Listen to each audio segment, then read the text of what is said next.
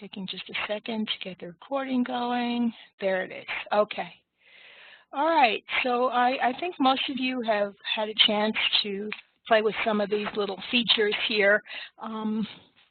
And let me turn on my video. Bear with me. This is a brand new setup for me as well. I'm used to Blackboard Collaborate.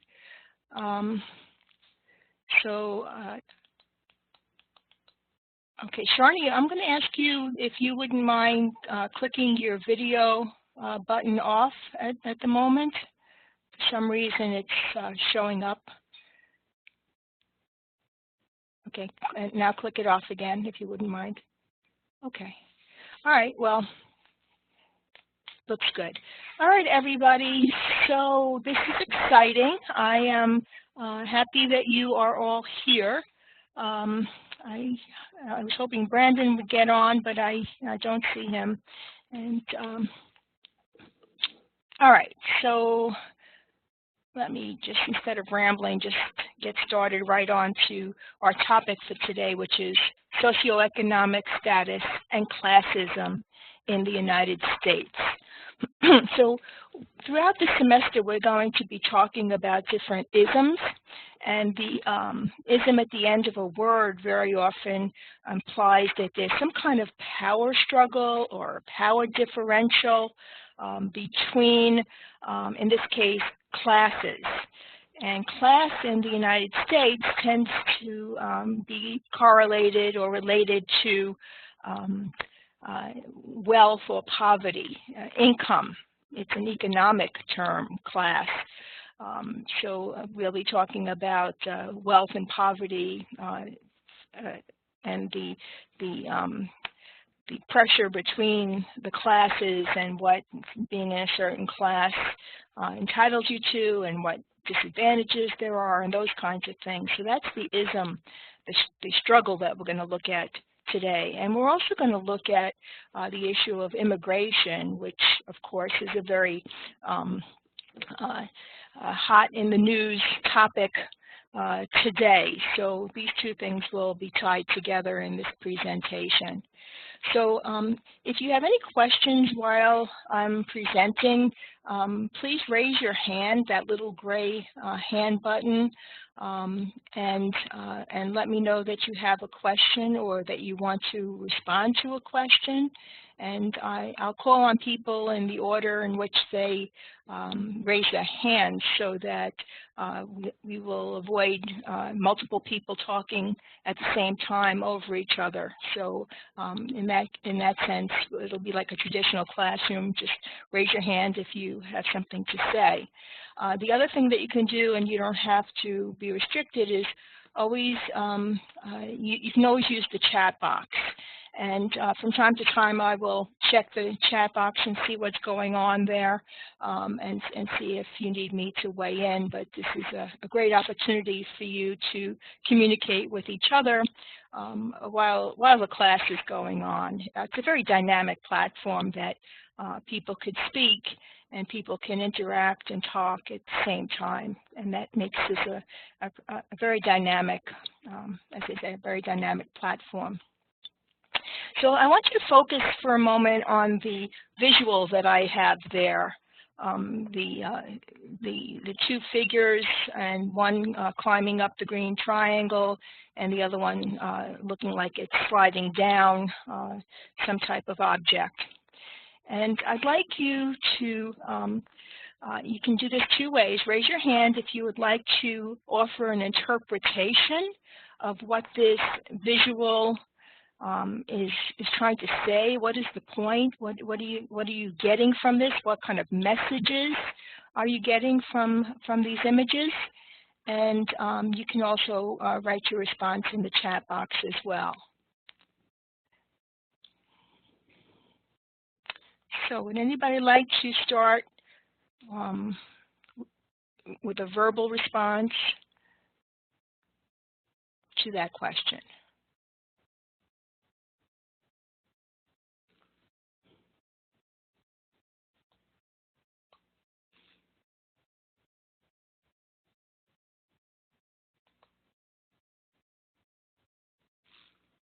Okay, Joe, thank you. Is my microphone back on? Yes. Okay. The way it seems to me that trying to climb the economic ladder, if you will, but there's a triangle, and the bottom of the triangle is where most people are, and the very top of the triangle, which is the smallest point, is where the wealthiest are. And just simply trying to get off the grid is difficult, and it's very slippery because it is at an angle, and it's very hard to attain wealth. Mm-hmm. Very good. Very good. Would anybody like to add on to that or perhaps give a different perspective? And we just have to get used to putting our hands down after we've been acknowledged. Thank you. Joe, do you want to say something else? No, I don't. I'm sorry. I thought I put my hand. Oh, there's lower hand. It was down for a second. Yeah. Now, okay, thank you. Yeah, we'll get used to all these little idiosyncrasies. Your microphone is still on though, so thank you. Would anybody else like to share their impression of this image?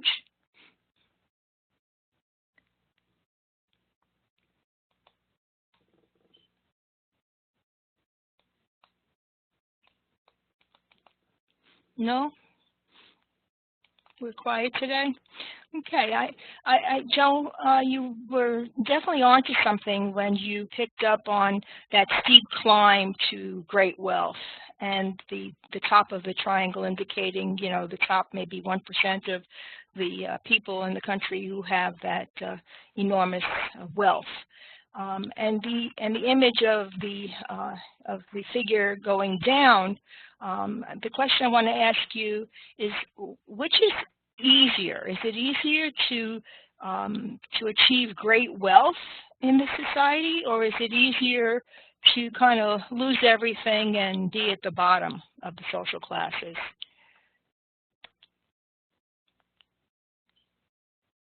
So that could be everyone could respond to that. How many of you think that achieving great wealth is easier than being in poverty? Put a check mark next to your name right now if you agree with that statement, that achieving great wealth is easier than being in poverty. Okay, and Nirvana is disagreeing with that. Okay, so put a check if you agree and put an X if you disagree. Okay, Sarah, are you available? Okay. Okay, very good. Okay, so of course it's much harder to climb to the top, and how do people get great wealth in this country as compared to how people and how many people are in poverty, and we're going to be dissecting that that relationship in today's presentation. The quote I picked for today is by Benjamin Franklin. I actually have quite a few quotes that I'm going to be sharing with you today, but I love this one. Benjamin Franklin said, "Justice will not be served until those who are unaffected are as outraged as those who are." And I know that many of you, when you were doing your homework assignment for this unit, were expressing this sentiment in various ways. The sense of having to do something for the injustice came through in many of your responses in your homework. All right, so let's go ahead and clear those X's out right now next to your name. Just click that button again, and so that we can be fresh. Okay, welcome, Brandon. I see that you made it on. Better late than never. Do you have microphone capability?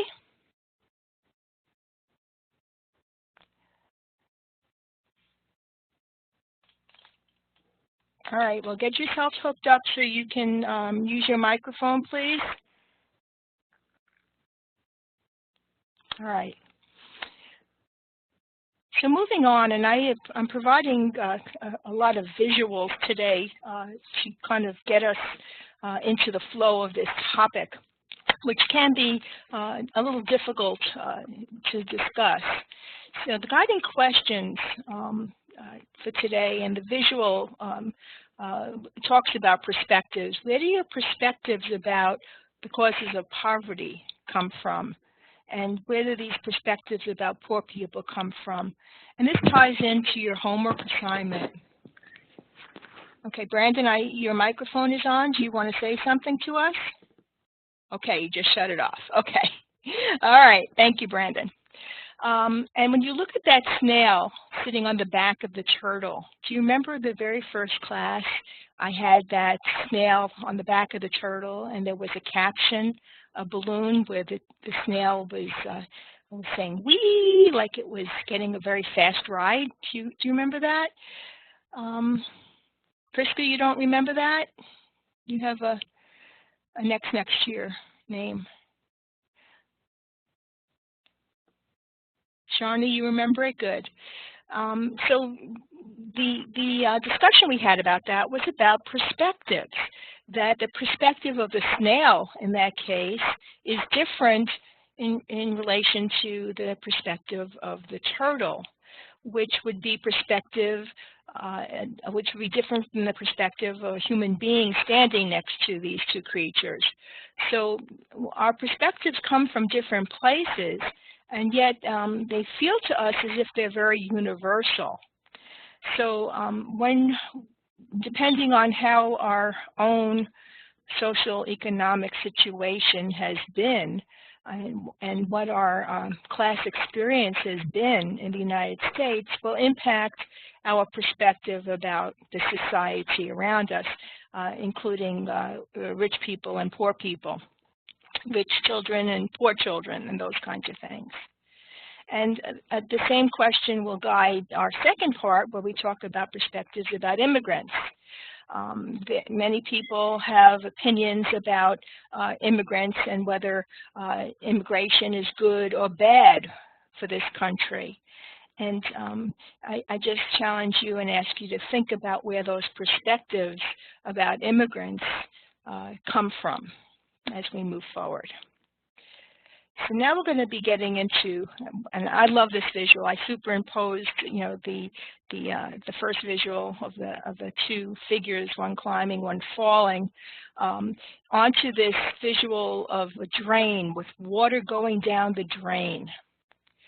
So why did I pick a drain, do you think, to lead off a discussion about poverty and wealth in this country? Would anybody like to venture a guess as to why I picked a drain of water going down the drain?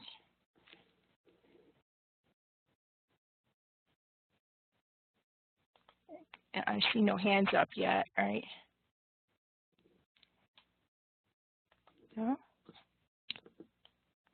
Okay, well then let me tell you my thinking on this.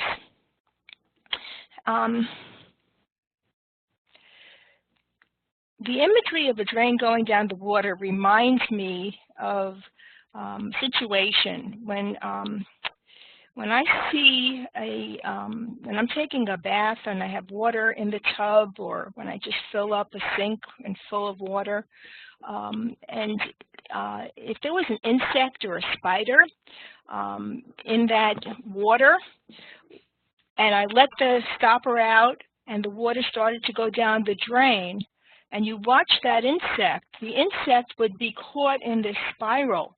And the closer that it got to the drain, the faster it would spin, and the water would suck that insect down the drain. Okay? To me, that's a very powerful correlation, because that is what poverty feels like in this country. Poverty feels like being caught in a system that you have no way out of, and it's pulling you down, and there's very little that you can do to save yourself. It's easier and fast to go down, and no matter how hard you swim, no matter how hard you work against that current of water, it's almost impossible to get out of that pull of poverty. And it's a very, to me, it's a very accurate way of thinking about what poverty is. People don't choose to be in poverty. Nobody wakes up when they're a child and say, oh, when I grow up, I want to be poor. I want to be a poor person. Nobody does that in this country. They do the opposite. They say, I want to make a lot of money when I grow up. I want to be rich. Because there's an understanding that having money, having wealth opens a lot of doors. It's easier, it's fun, you could have a lot of stuff. But poverty is miserable, and people know that poverty is miserable. So nobody really wants to be or chooses to be in poverty. But poverty kind of sucks people in. Something causes people, classes of people, to be in poverty. Right? It's not a free choice. It's not anything they're doing. It's not because they're just not swimming hard enough against the current or working hard enough that keeps them in poverty. So there are other factors that feed a poverty class in this society. And so I have we're going to try our first little away video. And if you look in the chat box, I'm going to put a link there and then ask you to, I'll put this, let me just copy the link for you as I try to walk and chew gum at the same time. Hang on a second. Okay. So do you see the link that I just put in the chat box? Did it come out? Now, I'd like you to open up another window and go and view that short little video, and then come back here and put a check next to your name to tell me that you've finished watching the video, and then we'll start our discussion when everybody is back. You can start writing your reactions to the video in the chat box. That's another way to let me know that you've finished. Any questions on how to access the video? Okay.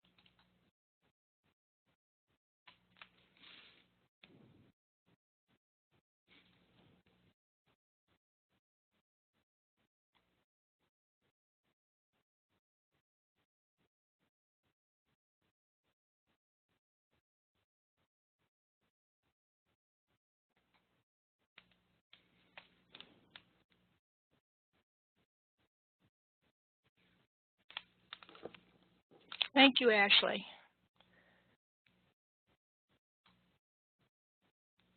Please write your reactions to the video that you just watched in the chat box. And make sure you give me a check that lets me know that you finished viewing it, please.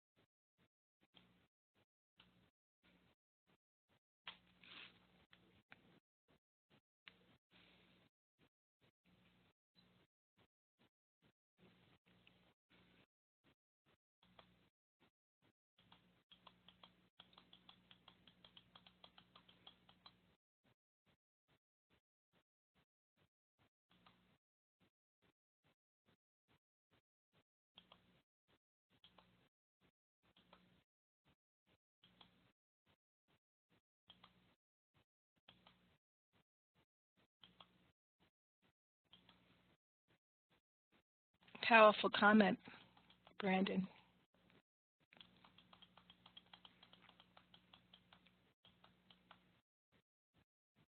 It is shocking, Nirvana, isn't it?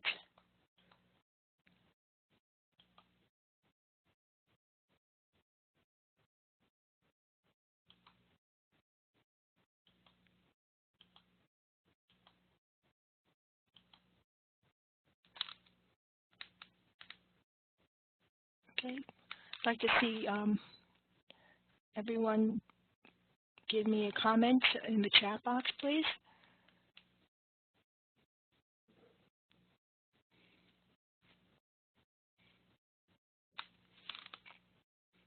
Mm-hmm. Opened your eyes, Sarah? Can you be specific as to what new insight your eyes were open to? And the comments should be made to everyone, to all participants, rather than just to me, so we can have a class discussion.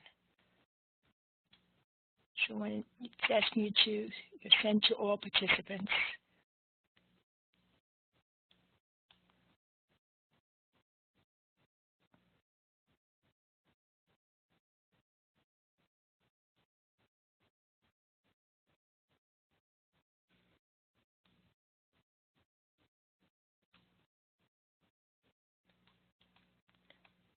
Okay.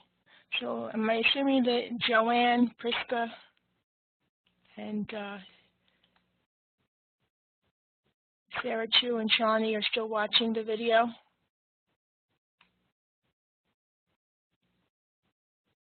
And everyone else is finished?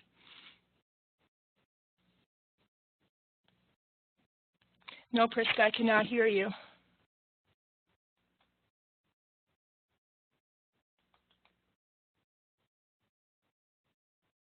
Something happened to your microphone. Do you want to go ahead back and set up your microphone again?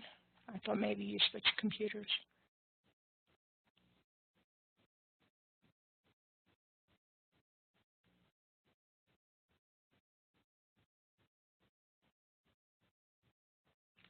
Joe, how are you doing? Have you had a chance to finish the video? Yeah, I see, yes. Okay, let's get everybody on the same page here. When we're using the chat box, send it to all participants for this open discussion, not just the host and the panelists, but send it to everyone. Send it to all participants so we can all see each other's comments. Until we get used to this platform, let's try not to do the private chats as much. Shawnee, you feel it's an outrage, hmm?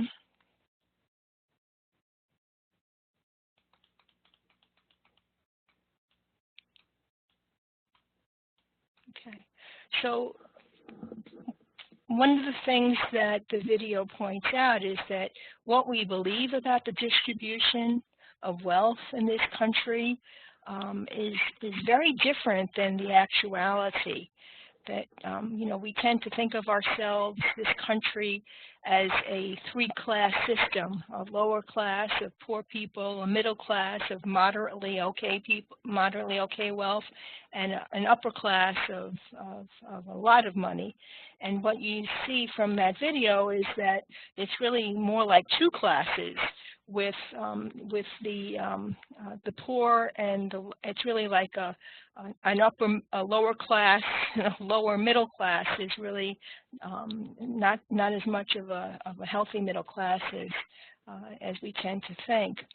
And some of the issues that has created this huge disparity in wealth are some of the issues that we need to be thinking about. But is everybody finished? Can I move on to the next slide?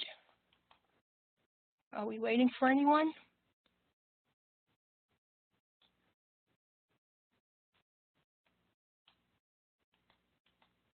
Sarah, when you want to send a chat, go send to, and there's a little arrow on the right, and then a drop-down menu, and you should be able to see all participants there.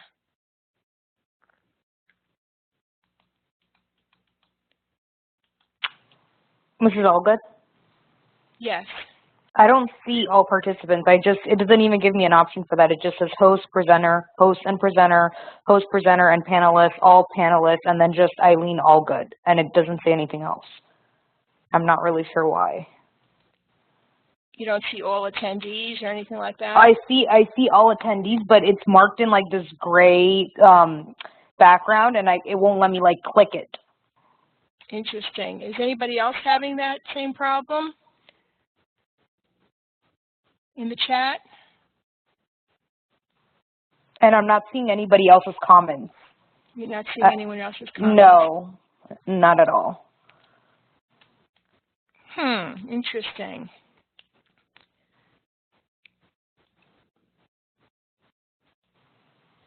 Can you take a screenshot of what your panel looks like?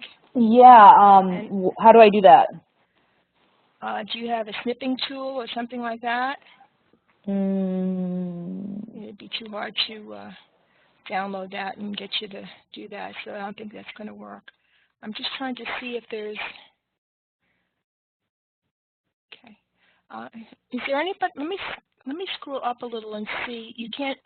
Can everyone else see everyone else's, or you're just all sending?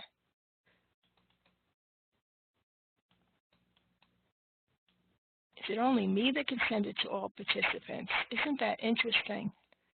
Okay. We have to get that that chat.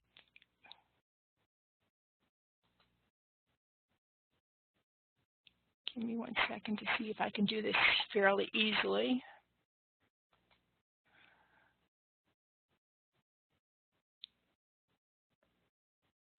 Okay.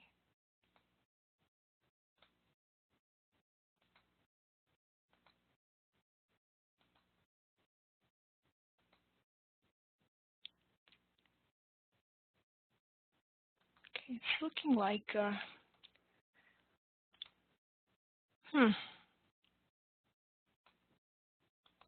All right. Well, I can't figure it out really quickly. So what I'm going to do is ask you to start thinking about our case study, which puts this issue of socioeconomic diversity, poverty, and wealth into the framework of a classroom.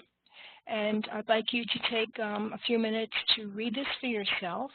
And I will contact Tamerlan and tell her what our problem is, and see if she can't get us going. And we're going to start processing this case by answering the first question. What are the underlying issues and expectations in this case? And since the chat box isn't working for everyone yet, you can just write your answers somewhere. You can use the chat box, and then we'll resort to microphones if the chat box isn't working. Okay?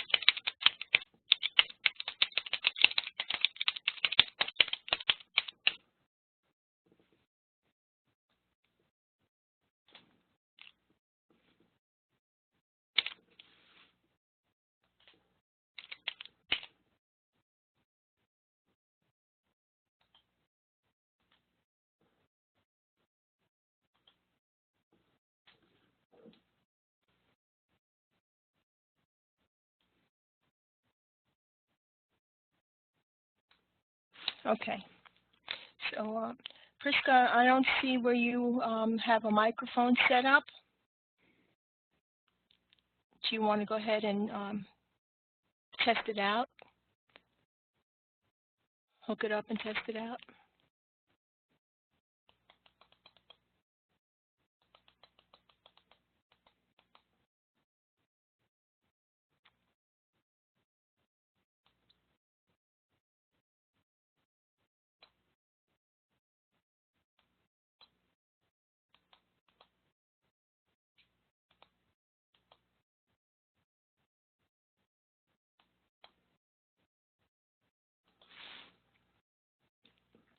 Okay. So until I can hear from Tamerlan and get that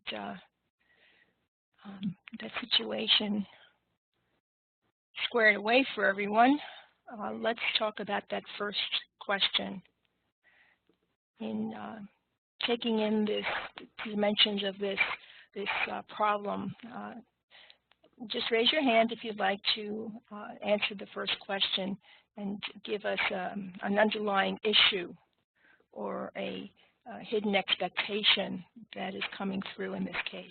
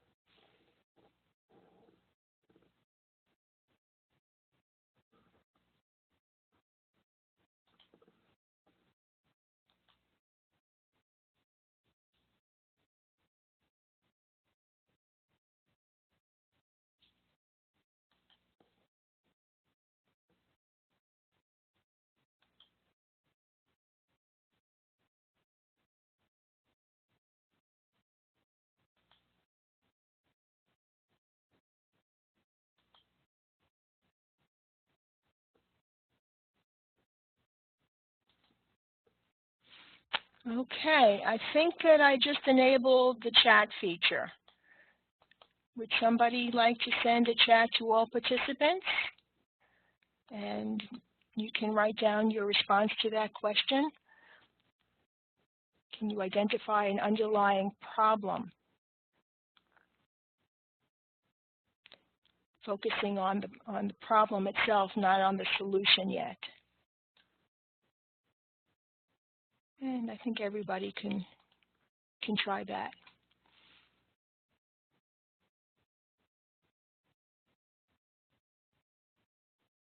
The hand sign went away. Okay. All right. Let me try to fix that. See what I did.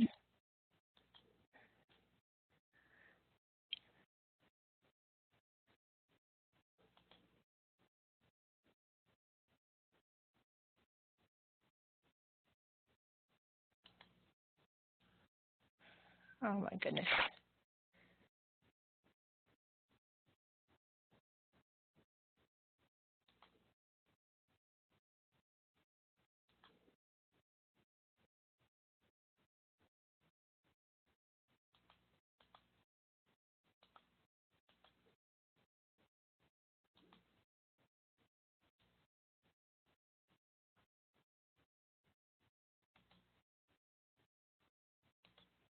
Okay, just a moment.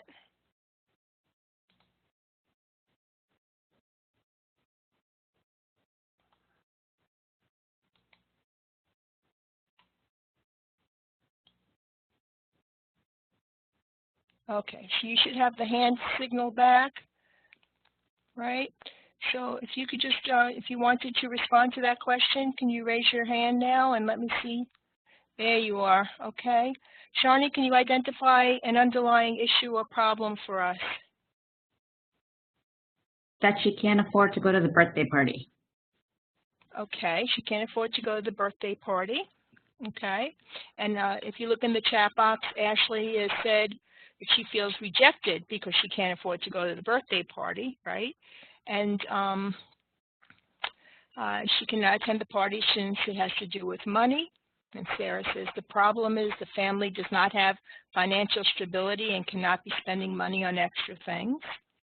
Okay, and what else? What are these underlying problems? How do they affect Liz?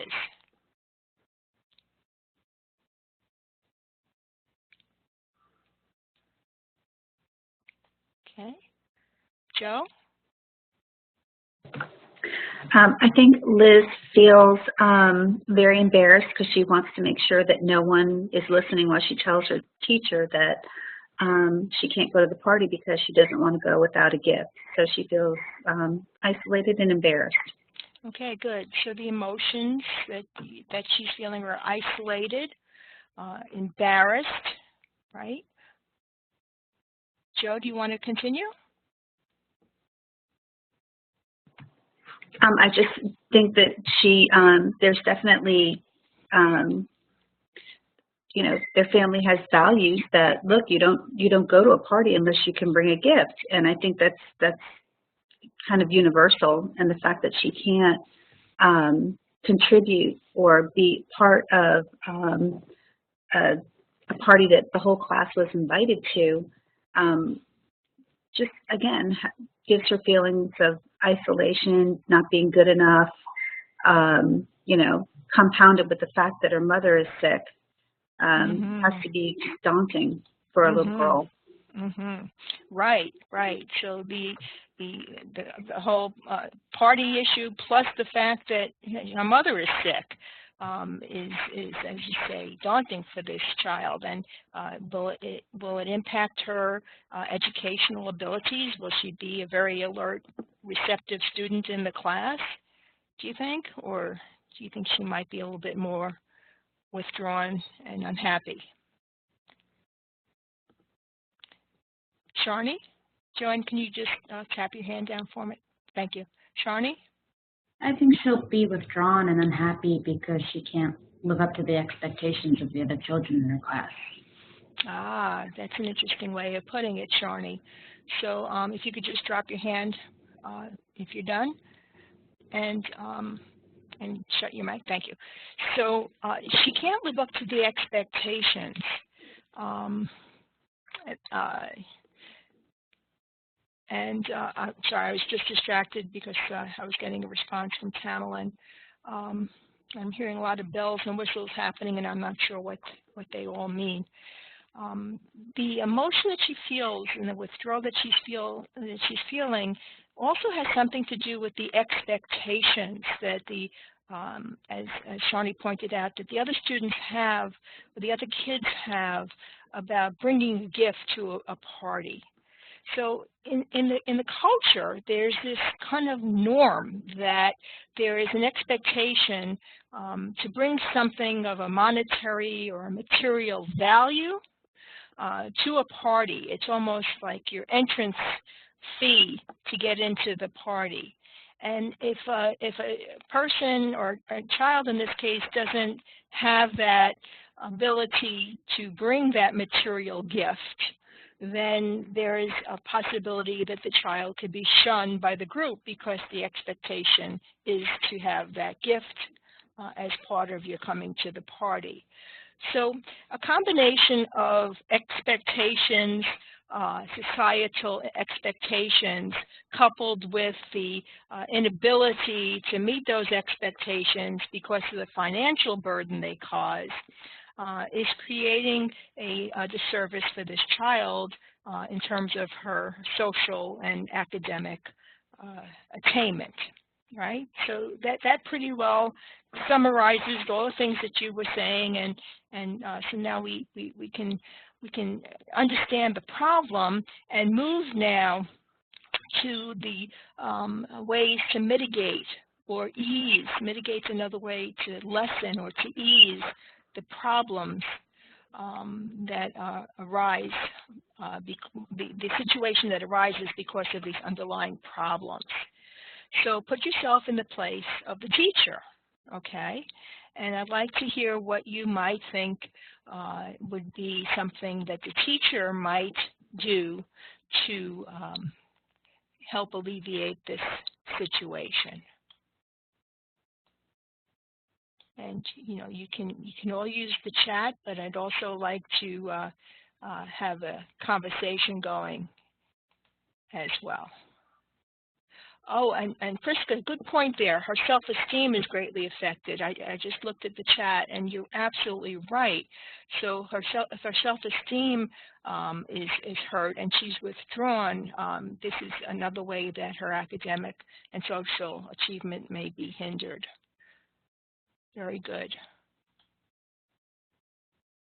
Sarah? Hello? Hi, Sarah. Hi.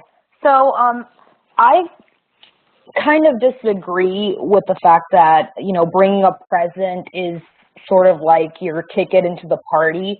I mean, it is true. It's an expectation to bring a gift at a party, but I think the problem lies in the student's head. It's like playing not an insecurity, but it's just something that's on her mind because of her family's financial situation.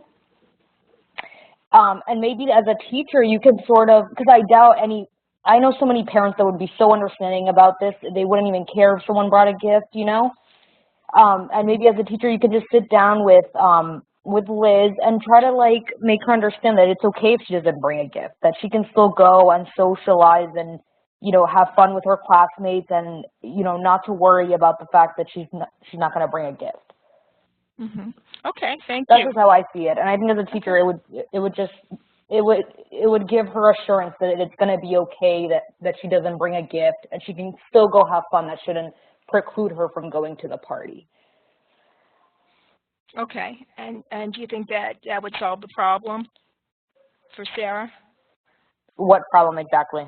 Of her feeling her low self-esteem and feeling withdrawn and feeling upset about the financial situation. I really do situation. think it will help because it'll give her an opportunity to go socialize and talk to her classmates. You know, it'll remove her from that isolated feeling that she's experiencing. I see. And do you feel that her classmates, or especially the birthday girl, would be warm and receptive to her not bringing a present? I mean, there's no guarantee. I don't know how the family is hosting the birthday party, but I mean, so I'd like to say that, yeah, it's possible that, you know, they're upset, but I'm just, I think more than likely the parents are going to be understanding. And I've been to so many parties, and it's not like the parents are like waiting and checking off a list to see who brought a present and who didn't. You know, it's mostly just having kids there to celebrate their kid's birthday. Mm-hmm. Mm-hmm. Okay. All right. Thank you. Thank you for sharing your thoughts on that. Sharni, do you want to respond to that?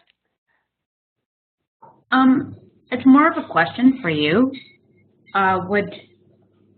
Like me, I'm like the soul heart, and I'm a giver. I've always been a giver, but me as a teacher, I personally not let her feel left out, and maybe I would offer her an opportunity to either say, hey, make a card, and then maybe I can loan, like, I don't know, give her a little bit of money to get a present so she wouldn't feel left out, because kids are mean, but I don't know if that's the right thing to do. It's just something that from my heart I would do.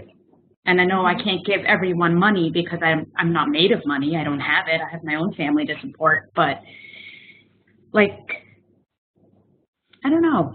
This question baffles me a little bit. Mm-hmm. Mm-hmm.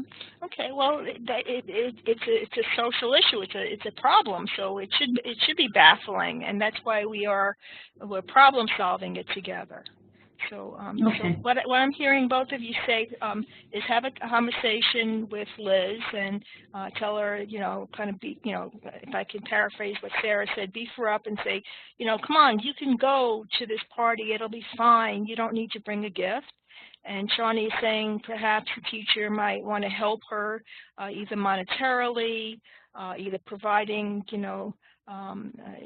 some kind of resources to help her make a card or even a gift to bring. So those are the two options on the table now. And let's hear from Nirvana. What are your thoughts on this case? Hello, can you hear me? Yes. Okay. I have personally been in the situation that Liz is in, and I was actually in the 5th grade. And so speaking from personal experience, I feel that at that age, with everything else that's going on in her life, and while also dealing with her family's financial struggles, I feel like that makes you grow up a lot as a child. And I don't think that there is really a solution. I think as a teacher, you would be open to communicating with her about what's going on, because she might need that outlet and someone to speak to. If her mom is ill and her dad is working all these jobs, she might feel very alone. And I agree with Sharni. I think she said that kids are mean at this age. And I would be a little hesitant to encourage her to go to the party without a gift, because I feel that it might put her in a situation where they are judging her. The parents might be fine with it, but it might make her feel even more outside of the group. I think it would have more of a negative effect. And like I said, this is from my personal experience. So I think the best thing to do in this situation as her teacher would be to have an open line of communication with her. Okay. Very, very good. Very interesting response. So we're starting to broaden this out. And, you know, when we say kids can, you know, not all kids, but there's a tendency that kids can be, you know, sometimes kids could be cruel. Let's be careful that, kids could be very nice or they could be very cruel, but there's probably a tendency, and I would agree with that, that because, there's an expectation for a gift, then there might be an emotion of disappointment, which may or may not be communicated, even if it wasn't in a hostile way. This disappointment, of not getting this gift from her may somehow affect how she feels about herself and so forth. So it's not always cruelty at the heart of these problems. It's not evilness. Sometimes, as I was trying to express before, it's the material expectation. It's a societal norm. And when something is kind of outside the norm, it's met a little bit with astonishment or a little bit of rejection because it's not what's expected. And it may not always be from cruelty. It can be. Don't get me wrong. Kids can be cruel sometimes, but we don't have control over human nature to help. So we have to think when we're figuring about what kinds of solutions, what can a teacher possibly do to help to intervene in the situation to make it a better situation, not only for Liz, but a learning experience for all the kids. All of the kids are part of the same class. So who needs to learn what? What are the messages? What are the teaching? What is the teaching content that might help? Certainly not. It's not a quick fix kind of solution, right? I mean, you can put a Band-Aid on it, and you can, help her make a gift, give a gift, buy a gift or whatever for her. But the expectation of having a material gift may not be met, and kids could laugh at the quality of the gift or whatever. So the long-term fix is what we also need to think about. All of these cases that we do in this class are going to have kind of both immediate solutions, what we can do just kind of get by this tough spot, but also the long-term teaching intervention that we need to think about. And when we're thinking about this diversity of wealth and poverty or materialism that causes this problem between people who are poor not having access to the things that other people have and take for granted, that is the social problem that we need to be focusing on and teaching to ease that social problem. We can't fix the whole problem of poverty in the United States, but there might be some things we can do to help Liz in the situation and help other kids kind of learn certain messages that don't put such of a high value on stuff or material things. Am I making sense? Okay, so now let's move it to, Shawnee, you have your hand up. Is that from before, or is that a new comment that you wanted to make? My apologies. No, I no accidentally problem. knocked it. I'm sorry. Okay, it just takes getting used to. I mean, we'll get better at this thing, and you'll see how much fun this is. So it'll be a little rocky to start with. Don't worry about apologizing for all that stuff. That's fine. Okay, so let's focus now on some long-term teaching messages. This is Mrs. Klein's class, right? So what are some of the things that need to be taught? What are some of the themes and messages that the teacher might incorporate in her curriculum, in her teaching curriculum? And this is where the creativity of the teacher can come through. This is where this is the fun part of teaching, where you could see how can I make a difference by teaching certain things in certain ways. Shawnee, would you like to start us off?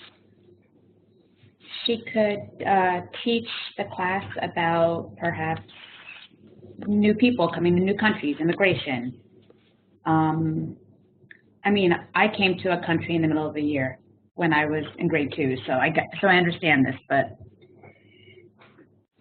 so coming to a new place is difficult.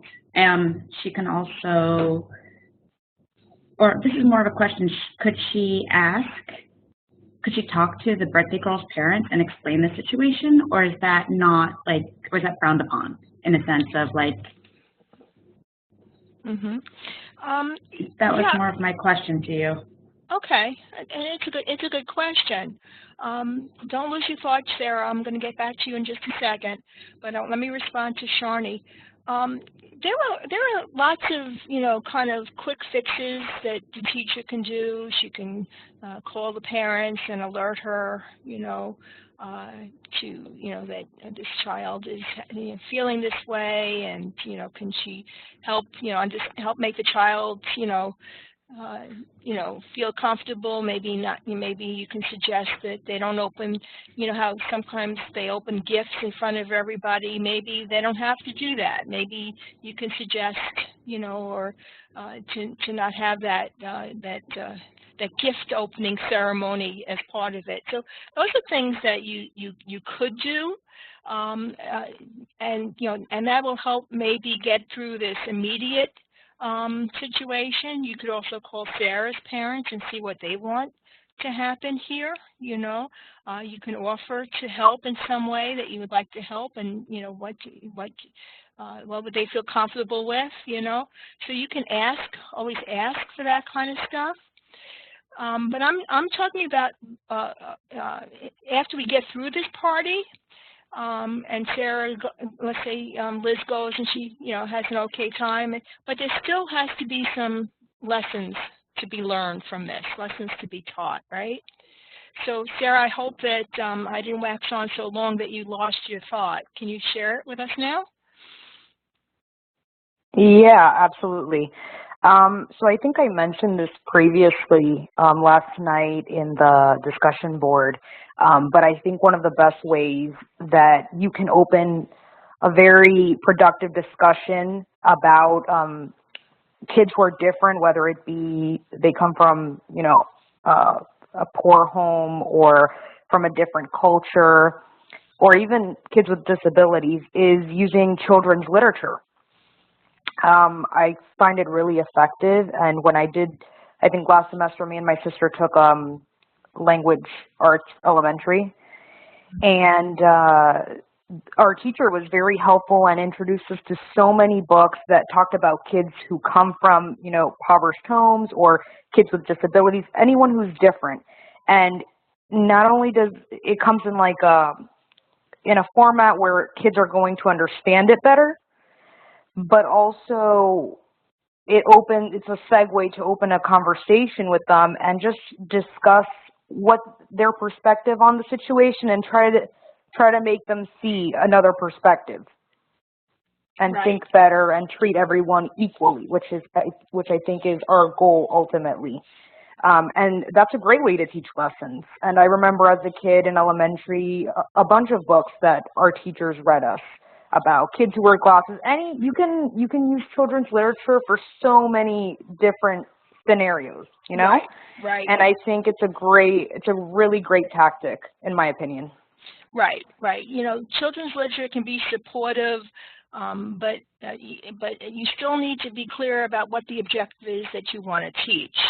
Now, you said that everyone is equal. Now, that might be an objective, and then the children's literature would fit in. If that was the message that you would feel would help solve this problem of a wealth disparity, that everyone is equal, everybody is the same, everybody is different but the same, and we all have common things, if we, you know, and being nice to strangers and being nice to immigrants. Those are the kinds of messages that, or themes that I'm trying to get out of you now as to what needs to be taught. And then you find the children's literature to match the themes. Does that make sense? Everyone, does that make sense? Let me go back up to my other window here so I can see who's okay. So, all right, thank you for the check mark. Okay. So, Sarah, did you finish your comment, or is your hand up again to continue? Okay. All right, so good. So we have a few themes now. What about, what's another theme you can identify in this situation? And let's try to stay in the case study scenario, because we can, you know, relate these things to things that happen in our own lives. But this is a situation that can affect you as a teacher. So let's try to see and evaluate what are some of the themes that need to be taught in this case. If not having a gift is a problem that can cause certain kids problems, then what is the big overriding message that needs to be taught to counteract that materialism? Joe? I think if the teacher creates a classroom environment where it's not, like you say, there's like a level playing field for the students, and getting back to the case study where you're talking about materialism, I think even if you created a party scenario in the classroom and everyone had to do something that they enjoyed doing to share with the class, like maybe one of the kids likes to sing or poetry or dancing or something like that. And then at there, you know, people can, you know, the teacher can provide whatever the things that need to come in monetarily, like food or what have you. The teacher can contribute that. But the kids have to do something that's like handmade or something that they can just do themselves. And then I think after you have the party and everyone has enjoyed themselves, discuss what was really important about the party. And then at the end, you can punctuate that by saying that, look, we didn't have to give any gifts. We just gave of ourselves and we enjoyed each other's time. So maybe that's something that could happen. Okay, good. So let me see if anyone else has their hand up. I think Ashley is taking a break. That cup of coffee is a good way to let everybody know that you might have stepped away from the session for a minute, that little coffee emoticon. So thank you, Joe. Very insightful. Some of the messages about going to parties and gift giving, okay? And I think I'm hearing you say focusing on this idea of giving gifts. Giving is a construct that can be learned and perceived in a lot of different ways, well beyond the material kind of giving, which is what we all get kind of hooked into in this kind of culture where everything is about money and buying and purchasing and all that kind of stuff. So, and I heard Joe say this, talk about giving things that you make, giving from your heart, giving pieces of yourself, sharing some of your creativity, or even giving service. Doing something for someone is another way of giving. And I think these are wonderful alternate ways of teaching about giving. that can be part of a school curriculum, even outside of the context of a party. But in thinking about how you handle parties in your class, this is all part of the way you can incorporate or not incorporate parties. What kind of things do you celebrate? To me, birthday parties, celebrating birthday parties in school is problematic, and let me say why it's problematic. There are some cultures, most specifically Jehovah's Witnesses, who are not allowed to celebrate birthday parties or any kinds of celebrations.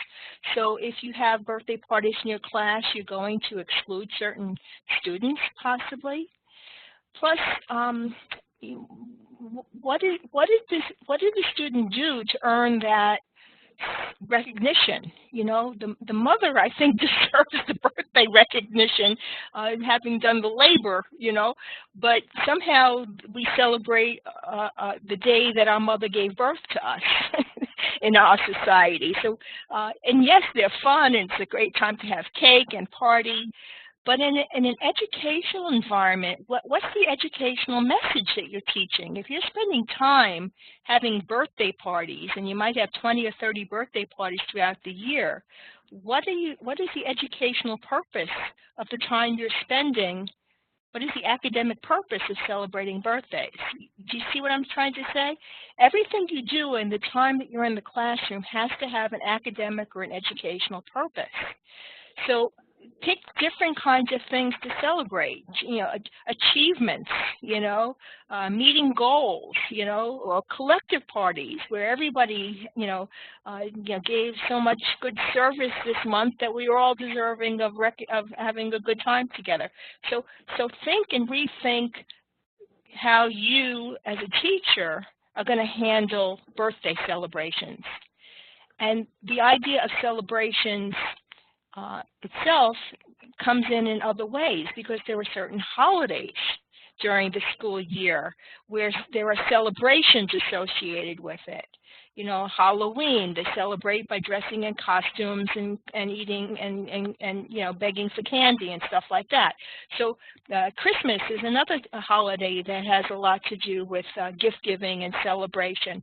So when your class coincides with these holidays, you need to think the whole framework of how you're going to handle this issue of gift giving and celebration in an academic framework. Is this making sense? Is this making sense to everyone? So, is there anybody that wants to weigh in or key off of that, or?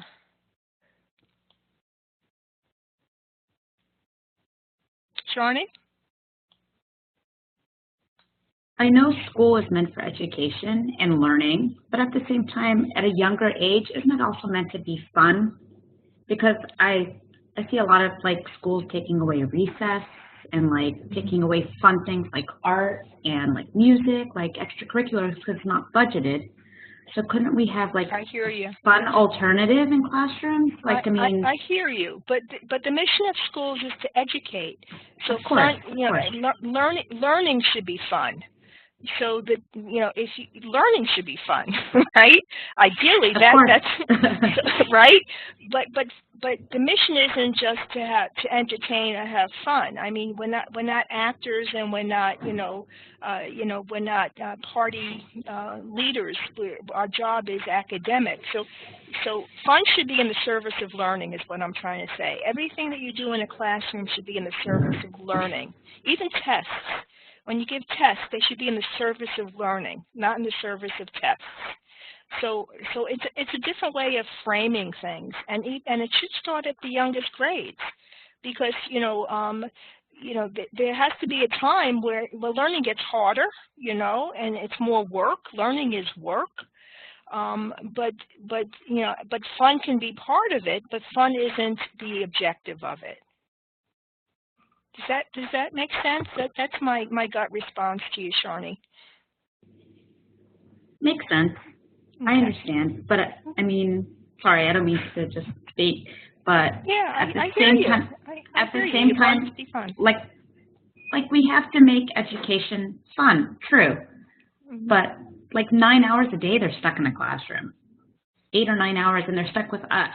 So we have to be the ones that are going to guide them in a direction that they're going to thrive Mhm. and be the leaders of our Mhm. you know, nation coming up or whatever, Mhm. Mhm. because they're the future of us. So it I has hear to you. be positive and healthy and fun. I And so agree with all that. I agree with that.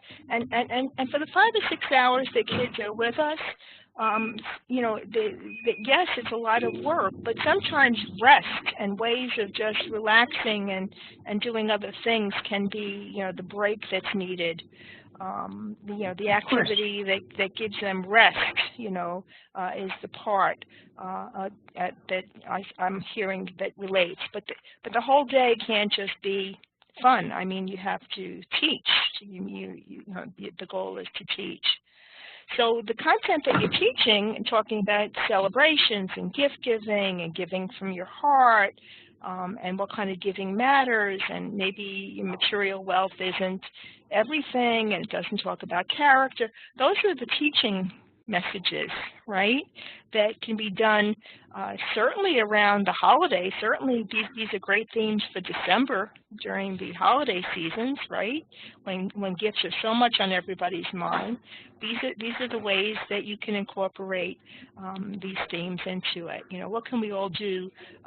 You know, what kind of and let me share with you a personal reflection, Charlie. I can, if you don't, thank you. You read my mind, Charlie. Um, when I was about 10 or 12 years ago, when the hurricanes came through Palm Beach County, Francis and Jean, the hurricanes, everybody was very afraid of electricity, power going out. And so I went down to my local public supermarket and took a cart and started and wanted to buy groceries and canned goods that were non-perishable, that would help me survive any power outages that I and my family might experience. But by the time I got to the store, the shelves were already picked over, and there wasn't a whole lot of canned goods left. And so I just threw a few canned goods into my wagon and a bunch of other stuff that I thought I would need to survive through the hurricanes, and brought them home. And when I got them home, I took everything out and put it out on my kitchen counter, and I opened up my cupboards to try to put some of these canned goods away. And guess what? My cabinets were already filled to the brim, too high, double high, with canned goods. They were so stuffed I couldn't fit another can of peas into my cabinet. I already had a ton of canned goods, and I don't eat canned goods. I don't eat stuff from cans normally, and that's why I had so many. And so many were probably, you know, getting close to expiring, because canned goods do go out of code date. And I felt, okay, so I'll deal with this after the hurricanes. I'll probably use this. Well, the hurricanes came and went. My power was out for about a week, and all during that time that I had no power, I did not open one can, because I had so much other food to eat. You know, steak that was defrosting in my freezer, barbecued steak and hamburgers and chicken and ice cream soup that had, you know, ice cream that had melted. And I had all kinds of really good stuff to eat that I never actually went to open a can. And at the end of all this, I still had all those canned goods laying all over my kitchen. And it made me feel bad about myself. It made me feel like I was like, I can't even describe it, but like a glutton. Like I had to have all this food handy to make me feel safe, that I would get through the hurricanes and not be hungry. Well, I was never hungry. Never hungry, but I was afraid of being hungry, and so that's what The want is what made me buy all those canned goods.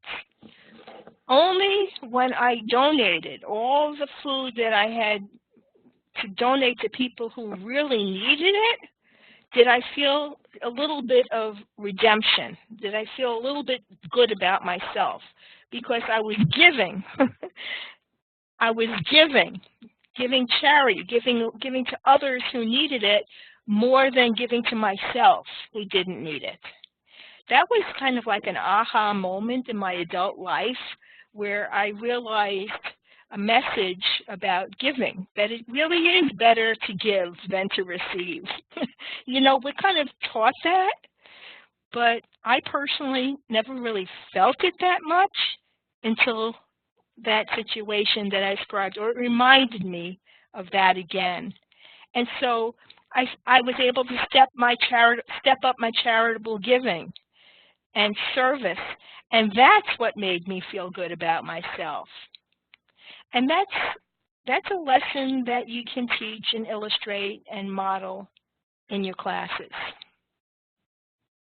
And so that's just my story. But you know, when you dig into the literature, children's literature, when you dig into to these other personal accounts, this is where you get your material about how to alleviate the problem that's caused by materialism in our society. Now, we spent a lot of time on this case, but I think you did a good job, a really good job on it, and I think it's a very important case. But let me move on, because there are some other points that I want to share with you. So hopefully we're all on the same slide, and we're looking at the questions of what are the underlying causes of poverty in the U.S. and what phenomenon exacerbates or makes poverty worse, makes the sting of poverty worse. And I think that in your homework assignment you started to touch on that. How are poor people perceived in this country?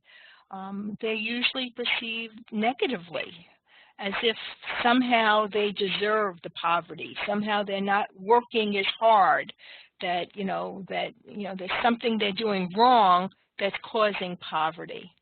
And it's that blaming the victim that worsens poverty, that makes it even more miserable. As if poverty isn't miserable enough, people in poverty are treated badly or looked down upon because they're looked as somehow less than people who have wealth. The people who have money tend to get more respect than people who are very poor. And this will directly impact you as a teacher, because you will have students who come from very poor environments.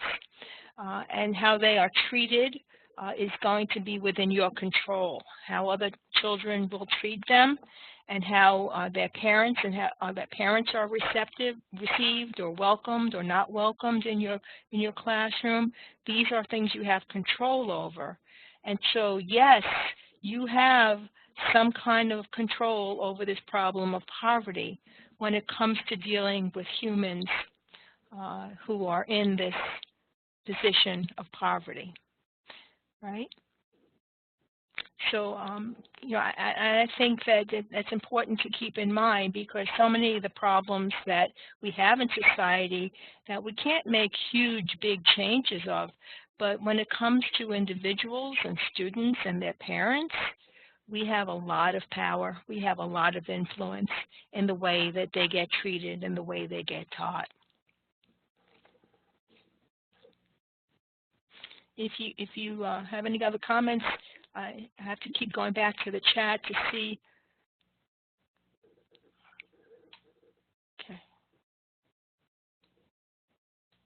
Okay. So one of the required viewings that I asked you to do in preparation for this unit was a TED Talk by Brian Stevenson.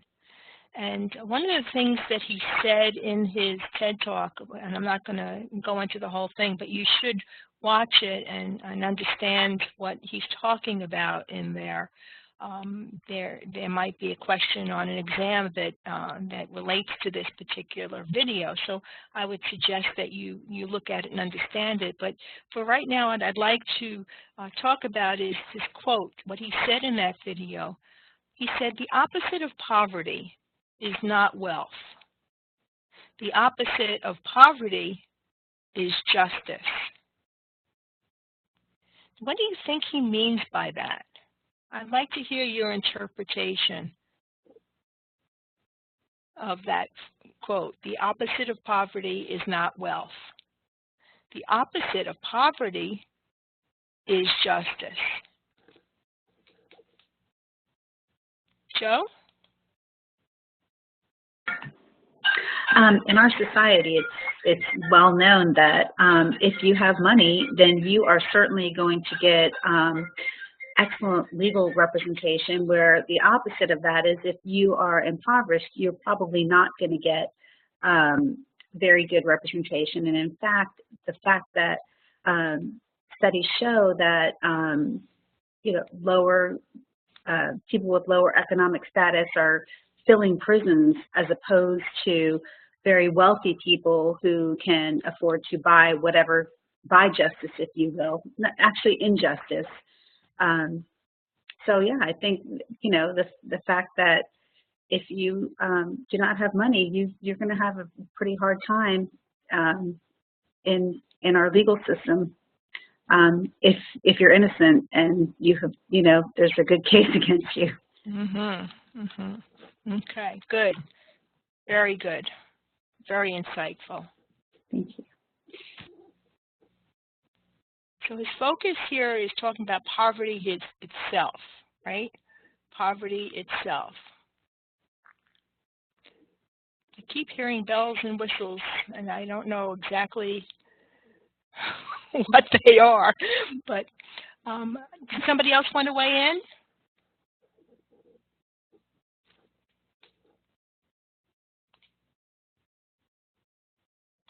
Maybe those are chat messages. I'm not sure. Let me go to the chat box and see.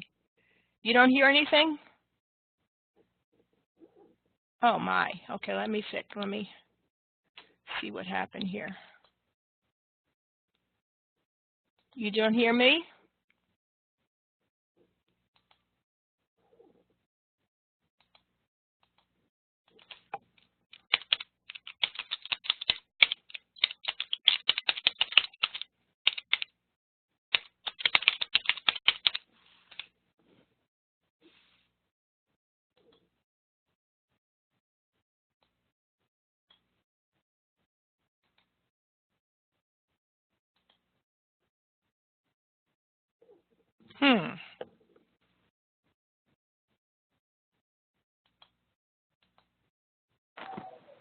Can you hear me?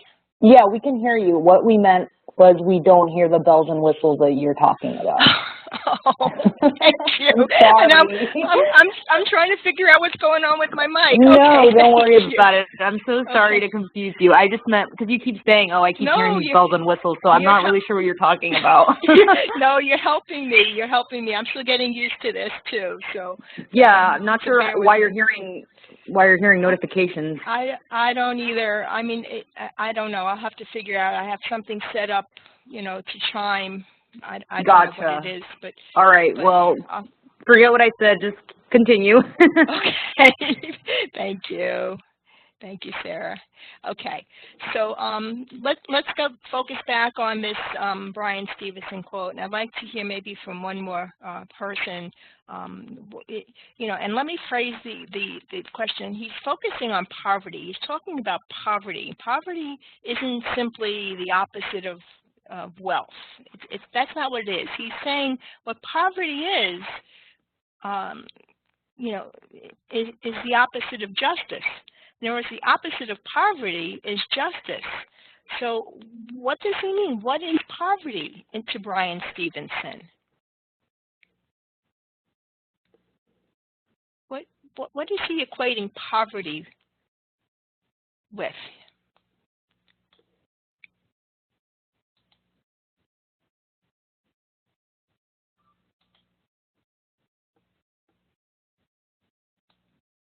Joe?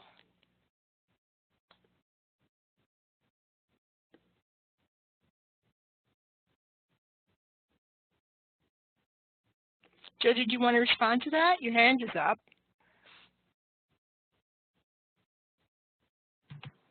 I think the absence of opportunities that are given people that have wealth are not given to people that are in poverty, and therefore it's unfair, it's unjust. Right, right, right. The lack of opportunities, a lack of justice is what creates poverty and creates a poverty class, not the individuals themselves. Thank you. Thank you, Joe. Okay, let me just check in with Ashley. I see you have a cup of coffee next to your name, and I just wondered if you were are you able to experience what's happening? Are you having any difficulties? Okay, so the check means you're good? You're all good?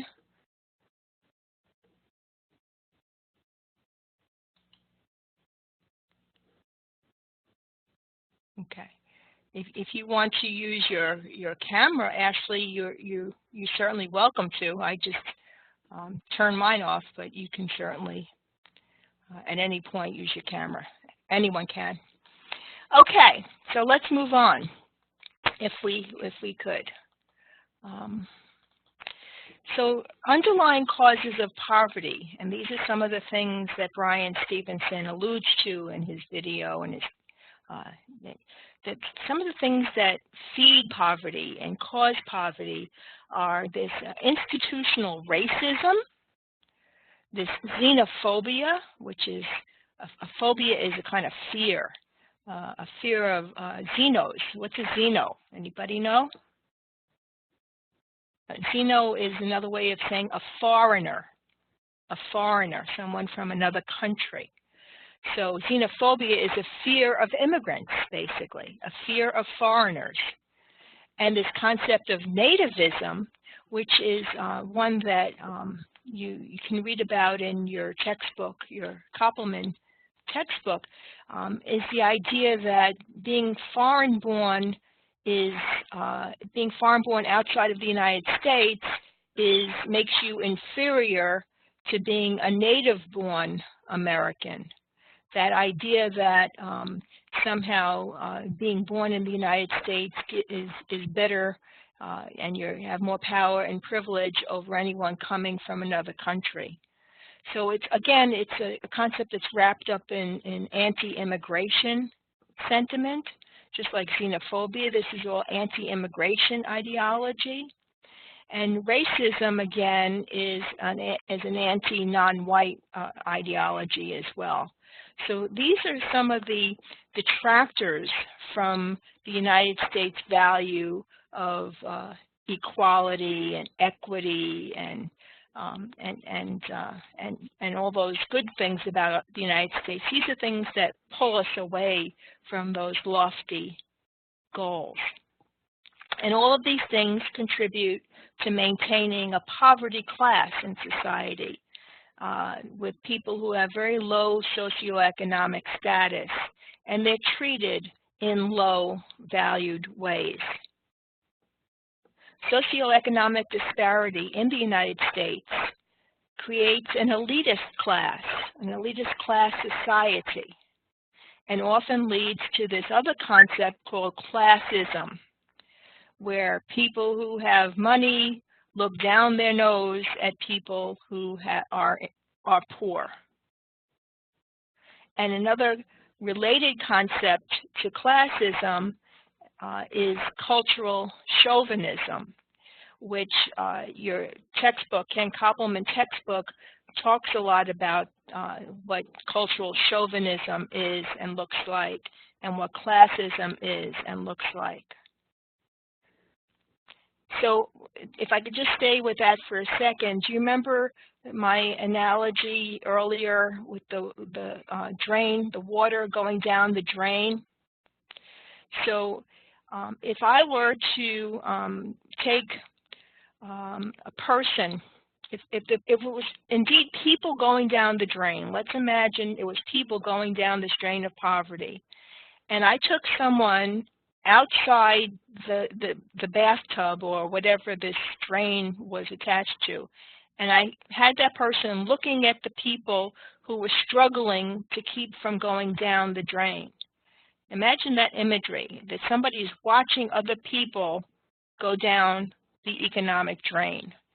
That person who was outside does not feel the pull and the pressure of poverty.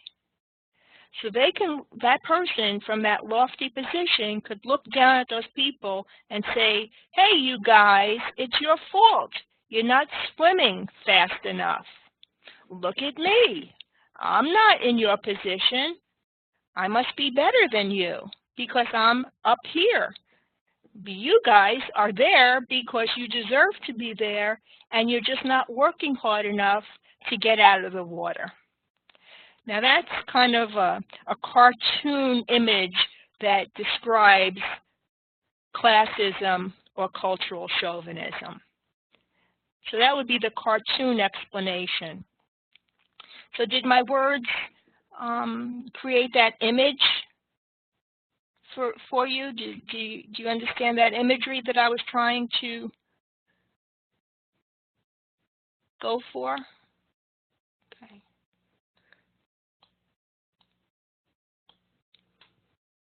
All right. And the last comment there is one that I mentioned earlier. Blaming the victim, blaming the people in poverty themselves actually worsens the sting of the problem itself. So it's a double whammy. Poverty in this country, being in poverty is a double whammy. Do you know what I mean by that?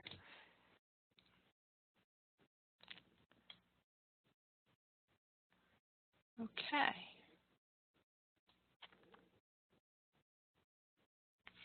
Okay, so now we're going to move on now to this related concept of immigration, and we're moving into that with some of these concepts. Nativism, I've already described to you. It has nothing to do with being a Native American, but it has to do with being an American citizen, white Anglo-Saxon Protestant, who's been in this country, 1 or 2 generations longer than the people who are coming from other countries.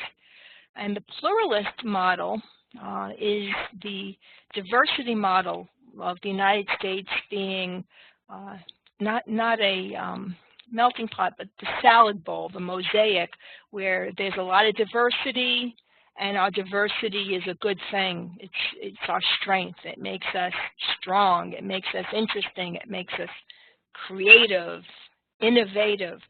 So that pluralism is the goal for a democratic, multicultural society.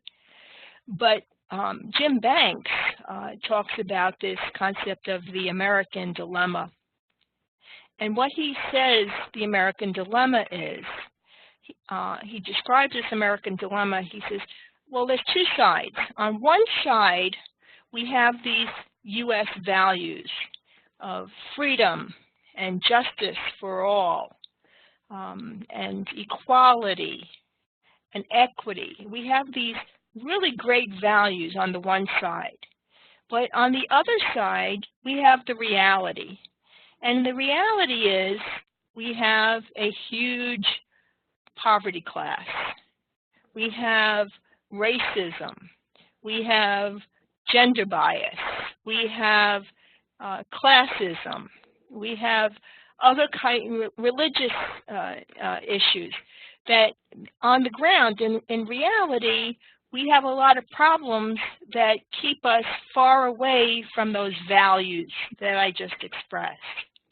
And there's a big gap between the values and the reality. And it's that gap between the values and the reality that we in education need to make smaller. We need to move our society closer to our values by challenging and fighting those detractors, those things that take us far away from our values. So we're constantly fighting these issues of classism and racism and gender bias, et cetera, in our classes, in our schools. But the reason we do that is to move us closer to this ideal, this lofty ideal of who we can be, who we want to be as a nation. And that's the American dilemma. Is there anyone who has any questions at this point? Okay.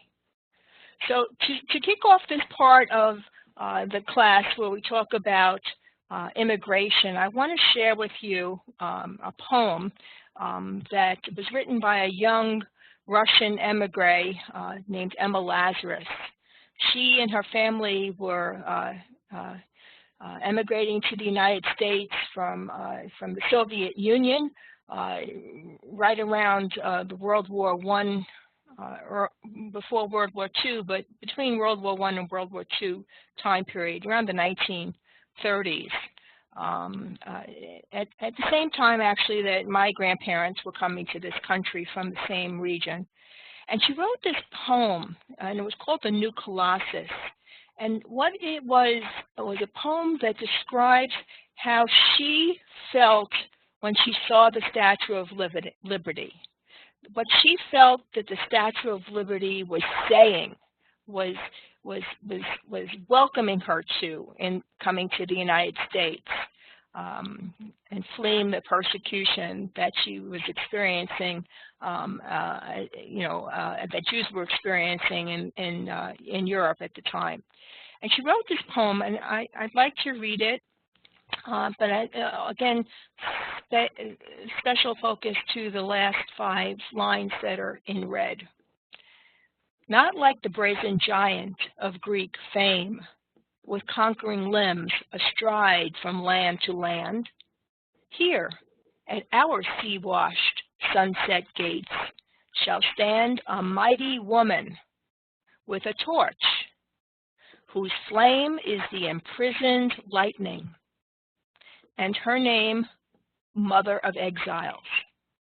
From her beacon hand glows worldwide welcome. Her mild eyes command the air-bridged harbor that twin cities frame. Keep, ancient lands, your storied pomp, cries she with silent lips. Give me your tired, your poor, your huddled masses yearning to breathe free. The wretched refuse of your teeming shore. Send these, the homeless, tempest-tossed, to me. I lift my lamp beside the golden door. And I'd like to draw your attention to those last 5 lines and ask you, who specifically is being welcomed to the United States by the Statue of Liberty? Who specifically is being welcomed here?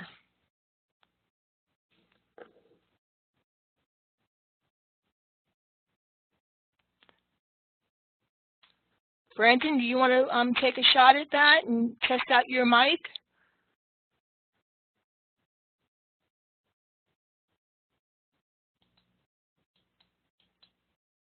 Just click on your mic button, Brandon, and it should go gray, and then you'll be able to talk.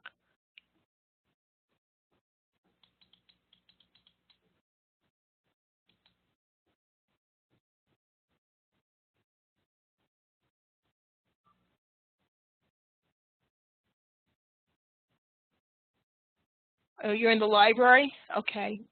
Brandon, you're in the library, so you don't have a microphone? Okay. So why don't you type your answer in the chat box to that question. Who is being welcomed here? Nirvana is saying immigrants. Who do you think specifically is?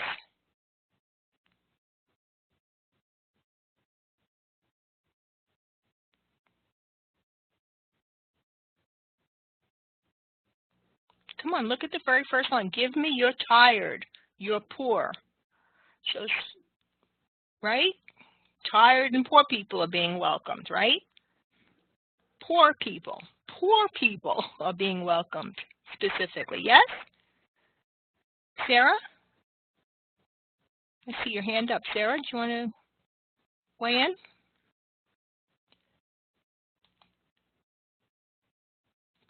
People looking for opportunity. Sorry about that. I don't know why I had my hand up. I think it was from last time. But outsiders who need and are looking for opportunities to move up. Okay. Right, to move up, to have to get economic health. Is that what you mean? Okay. People looking for opportunities is Sarah.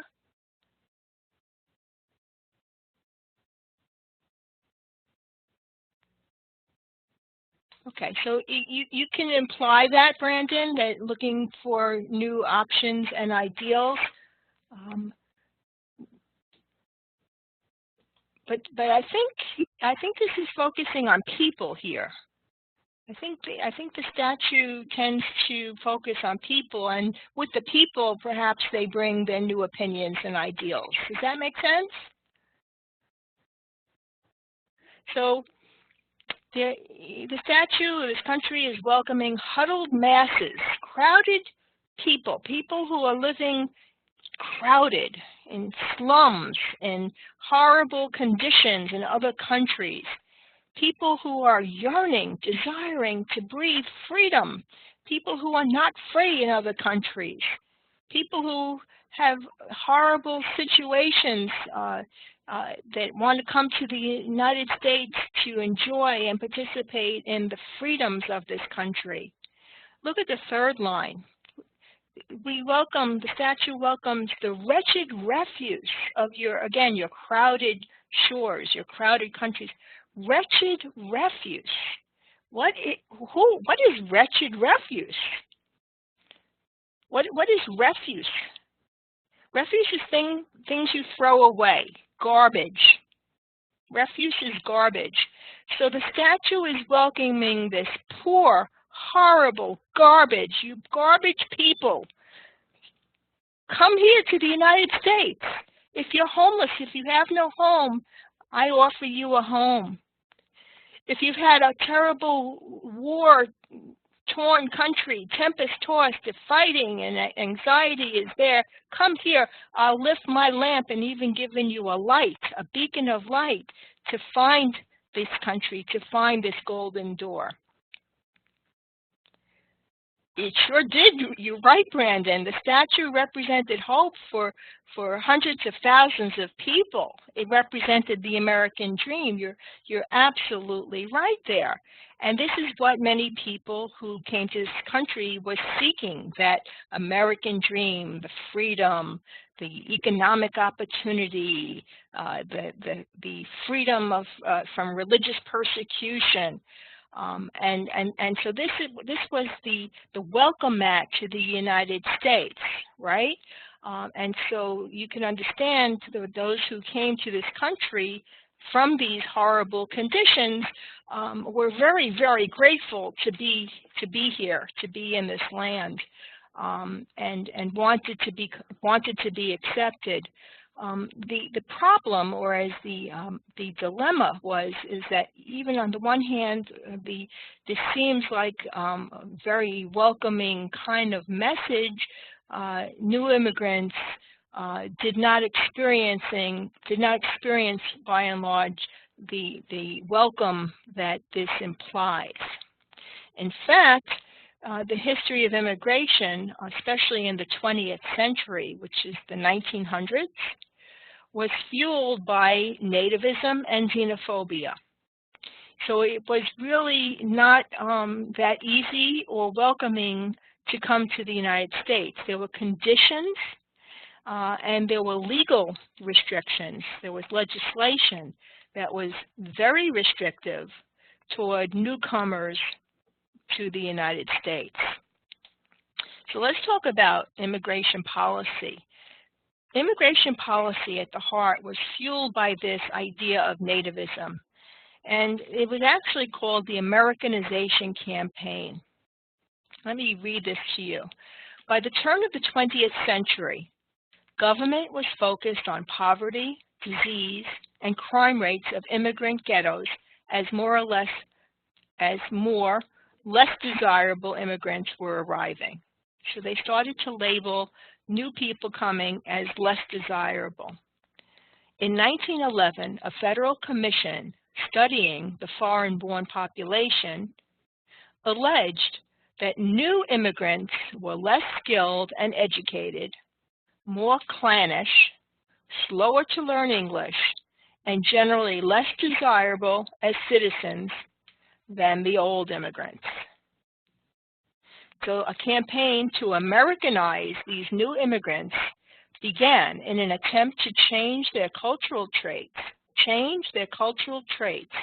their civic values, and especially their languages.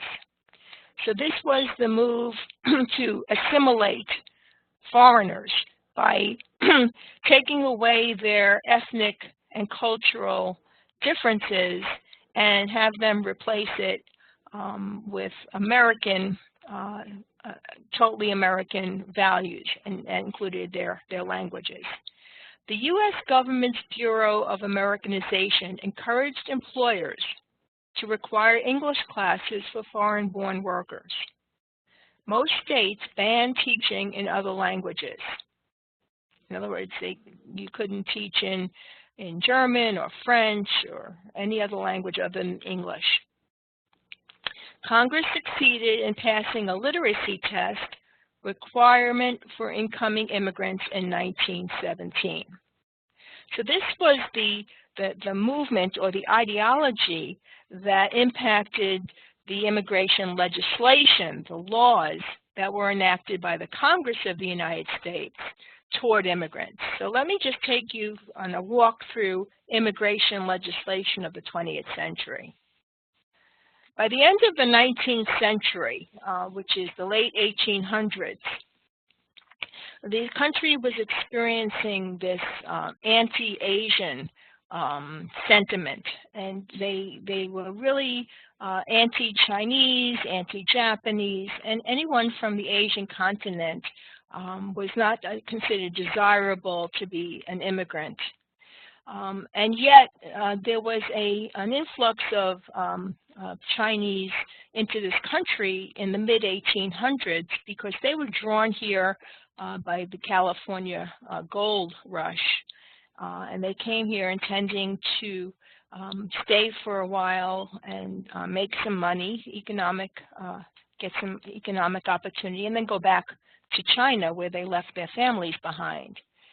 But in 1882, what happened to these Chinese men, these Chinese workers, who were responsible for a lot of the work that was done in the gold mines, who were brought over here basically as indentured servants and paid very little, and couldn't afford to bring their families over or couldn't afford to leave either.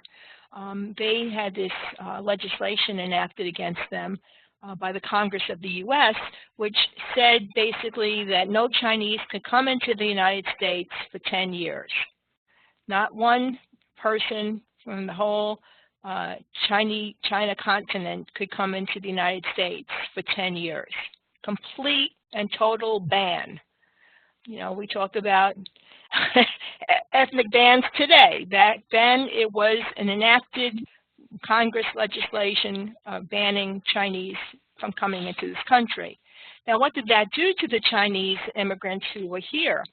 First of all, they didn't see themselves as immigrants. They considered themselves to be sojourners, and that meant they were travelers. They intended to go back to China. But by this legislation, kind of locked them out of bringing their families here, and they were in such dire straits in terms of poverty that they couldn't afford to get out of here either. So they were stuck, and they had to figure out a way to survive in a hostile environment that was very anti-Asian. They were afraid of yellow people. That was their race. That was the color they gave the Asian people. And they treated them very, very, very badly, physically burning down their homes and anti-Chinese riots and physical attacks and lynchings. It was a very hostile period for Asians. And this also impacted the Japanese, who were also being treated very poorly through legislation. It's a whole story, but I don't have time to go into the whole dynamics of it. If you're interested in learning more about these immigrants, you can read Strangers from a Different Shore, a wonderful book that documents the Chinese and the Japanese experience. I think it's by Takaki is the author. Anyway, moving into the 20th century, which is the beginning of the 1900s, we started to see a rise of these concepts of xenophobia and nativism. In 1913, the anti-immigration target became the Japanese. It said Japanese people, even if they were born here, even if they had children, and the children were not allowed to be citizens. Being born in the United States meant citizenship for anyone except Chinese and Japanese. They were never allowed to become citizens back then. So they could work for farmers, but they couldn't own their own land. They didn't have citizenship rights. So it was very difficult for the Japanese. It was a very hostile environment for them, and yet they managed to succeed and contribute very, very productively. In 1917, the Congress decided that they wanted to really slow down immigration coming from everywhere. They were starting to become a very isolated place where they didn't want any foreigners coming. Not unlike today, I might add. We do see some parallels in 2017. So, but in 1917, the way that they tried to limit immigrants was they established a literacy test, and they also doubled the cost or the price of getting into this country. Every individual coming into this country had to pay $8 US. Now, $8 doesn't sound like a high entry fee into the United States unless you consider how much $8 US was worth. It was, the U.S. economy was better than some of these countries where these refugees were coming from, and they were coming poor. They were coming, and so being able to get $8 US, which was the entry fee into the U.S., was impossible unless they had people here who were working and could come and give them the money to get in. Not only that, if they were, say, able to afford entry fee into the United States, they had to take a test. A literacy test is a test testing your reading and writing ability. Now, that literacy test was in English. They had to prove that they had English literacy, that they could read and write English.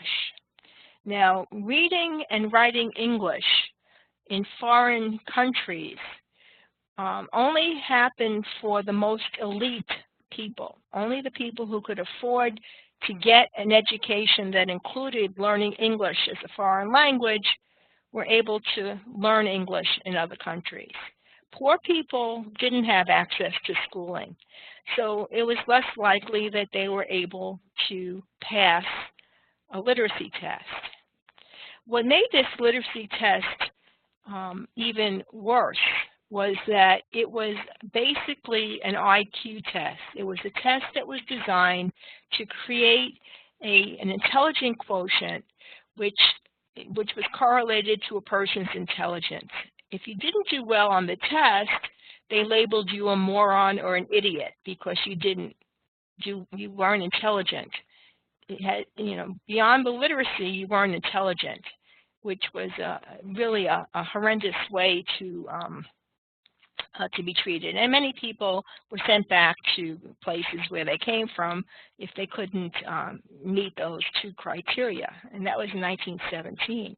And this was a time when the world economy was getting bad and people were really trying to come to the United States for these various reasons, and they were blocked. There was a lot who were blocked.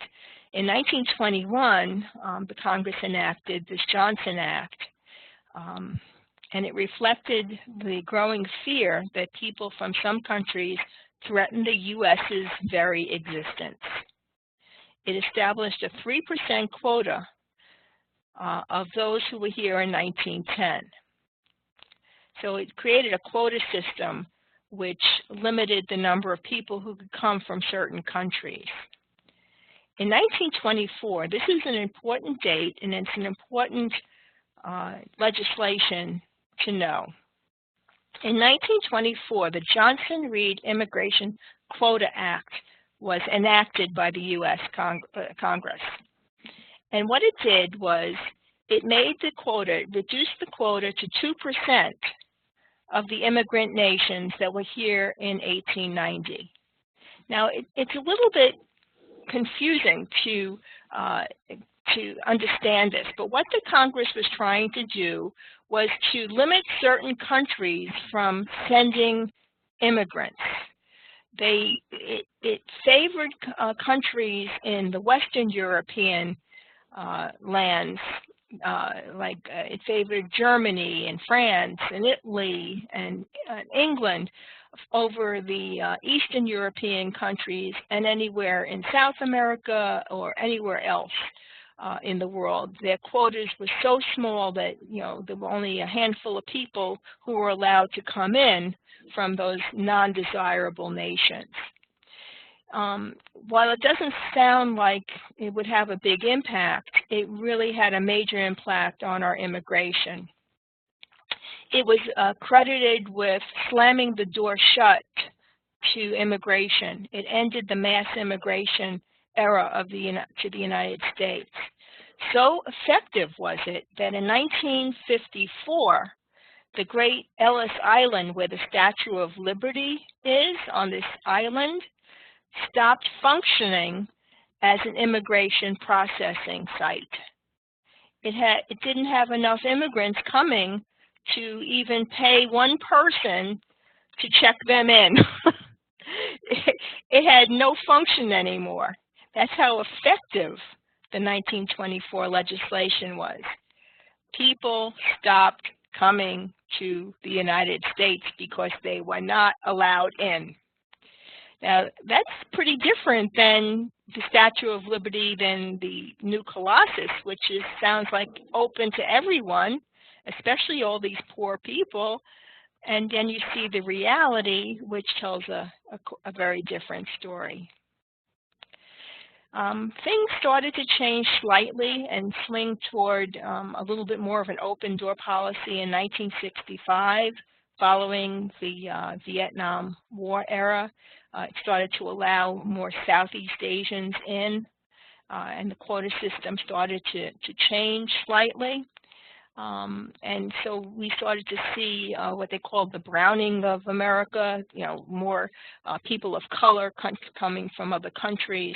And so we started to see a rise in minorities that actually overtook the white majority in this country very, very recently. And now in 21st century, where we are today in the 2000s. After 9/11, 2001, the government instituted the Patriot Act.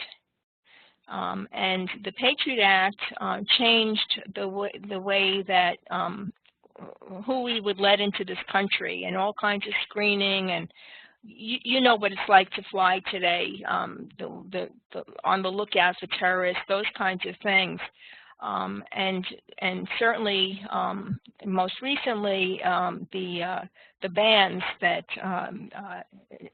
President Trump is trying to institute, protecting the nation from foreign terrorist entry into the United States. His executive order that he signed on January 27th was struck down by the Court of Appeals, and then he revised it, allowing Iraqis to come in, and now is waiting for the Supreme Court to decide on whether to move forward with that travel ban or not.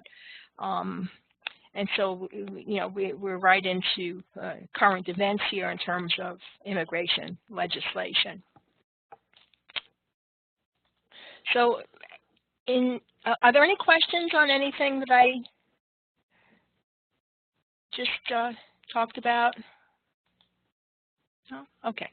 So, in thinking about the legislation, I'd like you to reflect on your personal viewpoint about immigrants and current immigrant policy.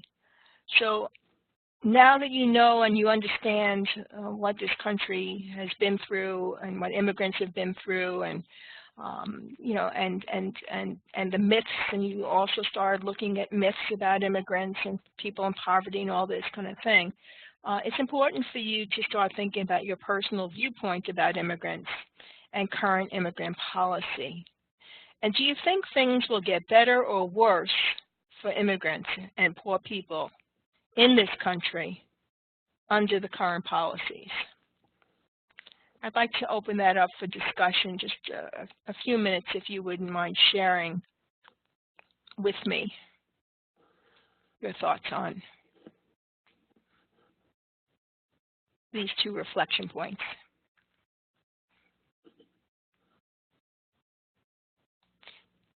You can certainly use the chat box as well, but a verbal conversation is also appreciated.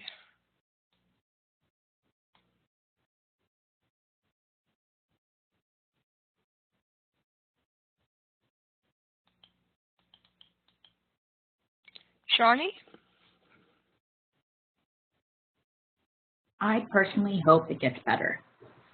I just feel like coming to America was the best decision my parents made for my family when we were immigrants 26 years ago. So I think that there is opportunity here, and that there are so many more things that need to be looked at. Whereas, like, I guess, giving people more opportunity, I mean, they do a lot. They do give a lot of opportunity now, but like, for people to be able to get on, to be able to jump on board of the opportunity and utilize the things that we are giving them so they can become successful in a sense, because there are options. But I understand why people don't want to do it. So I just... You think they choose not to take advantage of these opportunities? Some, yes, because they're too proud and they don't... Let's talk about the majority. Do you think the majority of immigrants coming to the country don't want to take advantage of these opportunities? No, they sure do. A lot of them do. Oh. Mm-hmm. So what keeps them from, what causes them to roll into this poverty class? Why aren't these opportunities materializing for them, I guess, is what I'm asking. I personally don't know. I couldn't put my finger on. I wish we would know, and that way we would solve the problems, correct? But well, we've identified the problems, right? What are some of the things that keep people from achieving that American dream, that American ideal?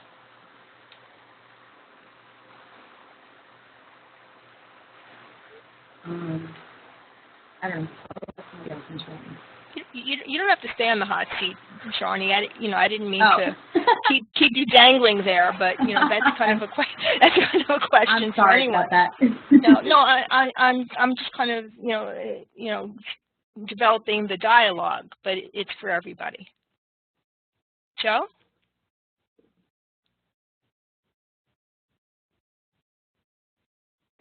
I guess I can. My husband is first generation. Well, he's not first generation. He's an immigrant. And I met him when I was very young. So I have witnessed how they had this great community of families that kind of stayed together in the same area.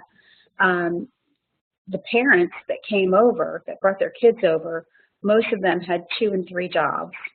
And all of their children are college graduates and are living a very successful American dream. So I think currently, I think unfortunately people that come to this country at times can be looked down upon because of just stories that are put out there that are just crazy. I mean, the news just goes nuts. They'll take a story and run with it, and if it bleeds, it leads. So you might have 1% of an immigrant population that's doing the wrong thing, and then the whole gets blamed for it. And then I think another thing that's an issue is that when certain groups of people that come, they kind of go to one area. So on the coast, you have a lot of immigrants, and that can sometimes bother the people that are living there because it's, like you say, there's the salad and then there's the assimilation. And I think when you have a great many of people that are bringing their home culture with them, it's not really, you know, to a lot of people, it can be offensive. It's like, look, you come to America, why don't you want to be more American, whatever your definition of that is, as opposed to, look, these are the way, you know, these are some of my cultural identities, you know, embrace them. So I think when there's, that can be a problem too. Instead of spreading out because there's so much land, being pocketed in some areas can have a negative effect on how some immigrants are perceived as well. Mm-hmm. Yeah, very important comment, you know, and you touched on a little bit of the perspective issue, because, you know, sometimes, you know, the people who are immigrants are seen as, you know, maybe not wanting to assimilate, and that's why they're not assimilating or somehow rejecting it. But the side that is rejecting them and making it hard and marginalizing them and not accepting their diversity and putting it down as something bad for the country, that makes their getting into the systems work. And these attitudes, and couple that with, you know, the racism and the biases, makes it really, really difficult for immigrants in this country. And in fact, they do, and Joe said, yeah, they work very hard, many jobs, and they do this for the future, for their children to be able to be accepted, to hope for, you know, possible acceptance and inclusion for their children. But sometimes the price that they're asked to pay is to give up their culture, give up their identities. And that's a big price. That's a very big price. You know, imagine if somebody asked you to say, to be accepted in the United States, you have to, you know, give up your religion. You have to stop being Muslim. You have to stop being Jewish. You have to stop being a Hindu, because in the United States, you know, you need to be a Protestant Christian of some sort. So imagine, but that's what happens. People are asked to give up their languages. People are asked to not be evident of their cultures, you know, and they do it. They do it. They do it. They give it up willingly to become an American, but they are not valued because of those very same differences that they're giving up. It's kind of like an ironic kind of thing that happens, and this is historically how immigrants have felt and have been treated. The ideal is, that everybody's welcomed and come on, we'll help you out. It doesn't materialize, but maybe a small group of people or family or small community can help shelter the new immigrants, to bring them in, to help them get an education, help them get a job. But, this will definitely impact teachers, because you will have students who are immigrants, or you will have students whose parents are immigrants, without a doubt. So understanding the history and understanding the struggles that immigrants have in this country, and kind of realizing that the myths of everything is hunky-dory and just being in this country means that you have access to a lot of things, it just isn't the case. So one of the things that teachers need to do is help empower the students, help empower the parents to be able to learn the system well enough so that they can get access to these things that other Americans have access to. And in that way, education is the key to their success in a very real, tangible way, right? Teaching them the things they need to succeed in this country. Okay. So I think those bells and whistles I'm hearing might be related to your chat messages, and they are powerful. So I'm seeing a mix of hope, and I'm seeing a mix of despair, and probably the reality is somewhere in the middle.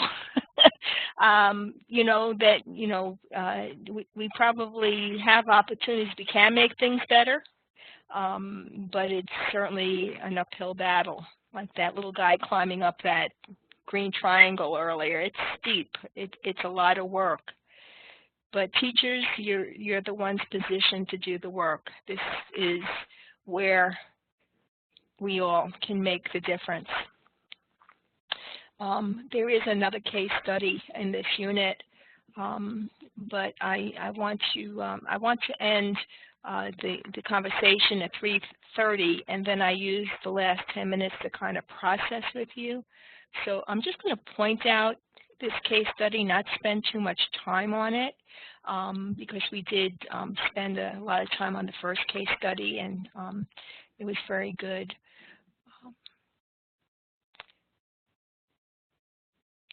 Now, hopefully you've had a chance to read this ahead of time.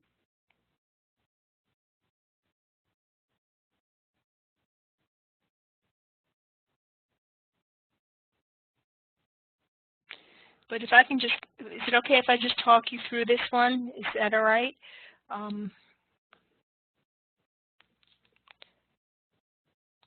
Is that a yes? Okay. All right. So the socioeconomic problem here in this middle school community is that there's a group of students who have wealth, and their parents want to show their wealth and provide them with these fancy trappings, formal dresses and limousines and those kinds of things. And then there are groups of students who don't have the access to that wealth. And this creates a schism in the school. One of the underlying problems here is almost like a segregation that occurs between the kids, the haves and the have-nots, the kids who have access to wealth and the kids who don't have access to wealth. Now, what happens, this is an interesting thing. When kids divide themselves on these socioeconomic lines, it very often looks like race, because there are more people of color, students of color, in poverty than their white counterparts. That's just the reality. So, black female-headed families are the poorest of the poor in this country. And so you see, when you look at this problem, at the surface it looks like it's a race problem, but it may or may not be race that's causing the segregation. it's the corollary of poverty. That's why this particular diversity is so insidious, is so damaging, because it gets mixed up with race sometimes. I'm not saying that race doesn't cause any problems, that racism doesn't exist. I'm not saying that, but I'm saying socioeconomic diversity is a different problem than racism. It's related, but it's different. So just knowing that can help you in looking at these problems that they occur. So what do schools tend to do to help alleviate this problem of clothing and this kind of thing when it comes to socioeconomic diversity? How do schools often try to handle this challenge? Okay, I'm hearing things, but I'm not seeing. It's going to take me a second to.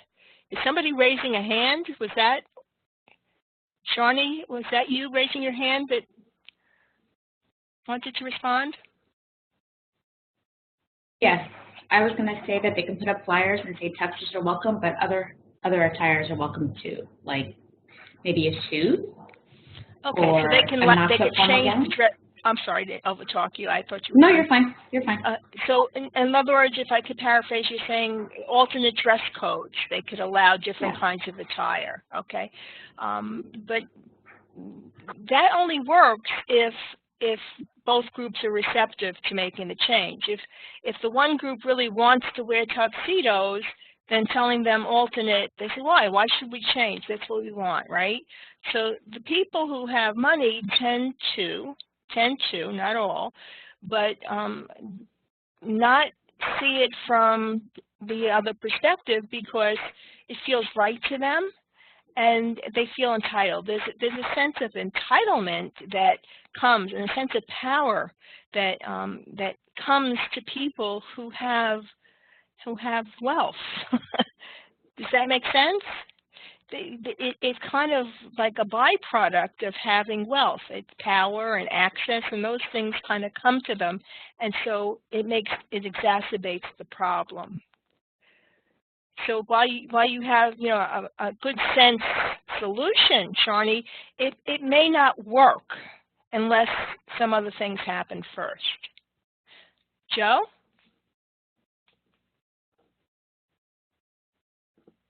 In regards to school, I know uniforms are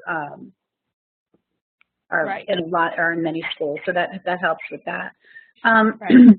I think that the whole tuxedo thing, and with this case study, I think it's interesting because if you just look back, maybe even 30 years ago, I mean, it was pretty normal for kids to have dress clothes and then just regular clothes.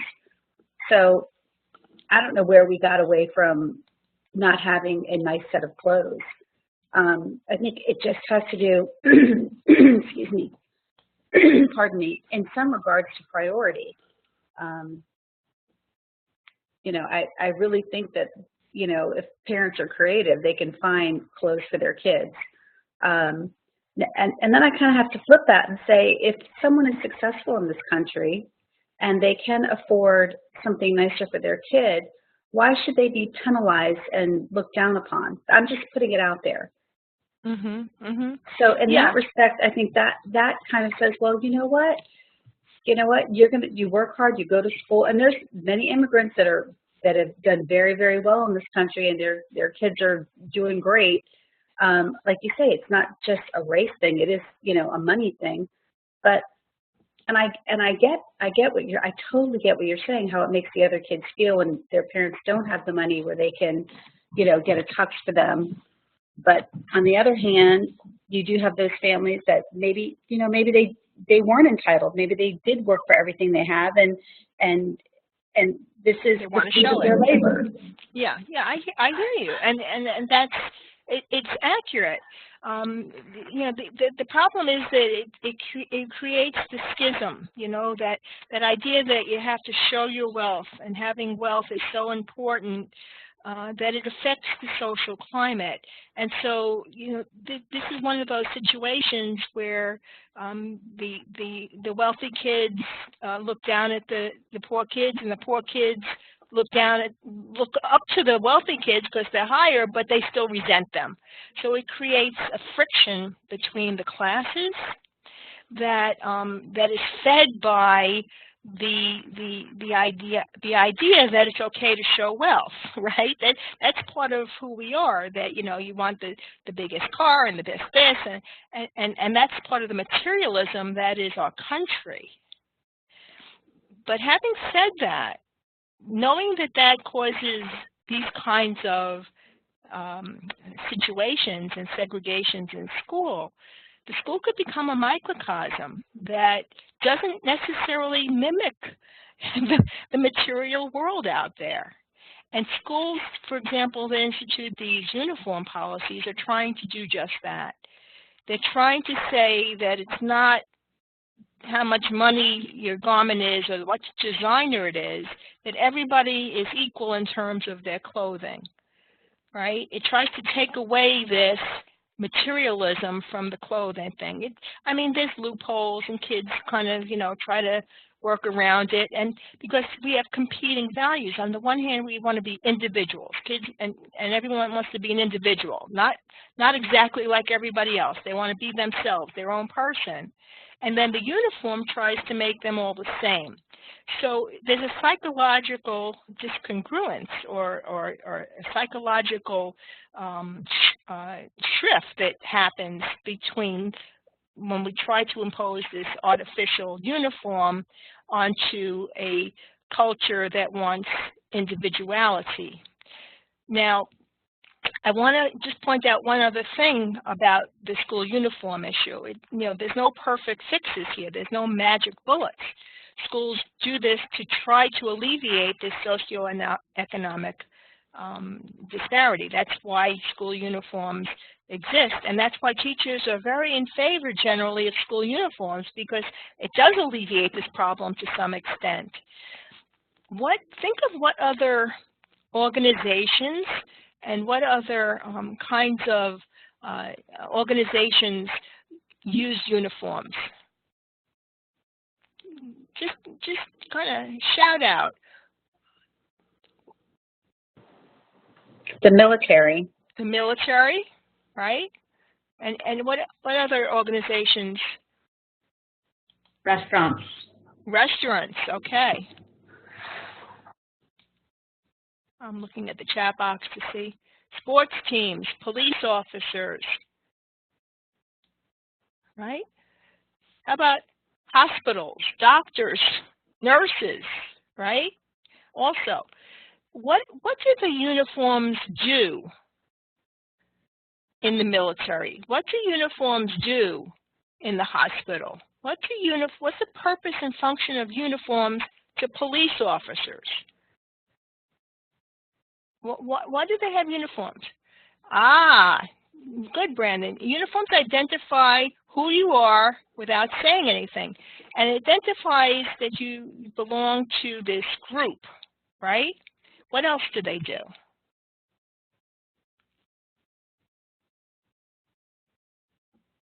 It unifies the group of people. Very good, Nirvana. So it helps the group see other people in their group and work together. So it forms a cohesion. It forms a group mentality, right? Where everybody dressed differently reinforces an individual mentality. And you see how those two messages, just by the clothing issue, creates an environment where one is collective and group-oriented, and one is individual, taking care of myself-oriented. So these are some of the psychological things to think about. And if you're in a school that doesn't have a uniform policy, then you need to deal with these issues of socioeconomic diversity in different ways. They're challenging. These are challenging issues. Okay. So I'm going to pause for a second and to see if you have any questions about any of the content that we discussed.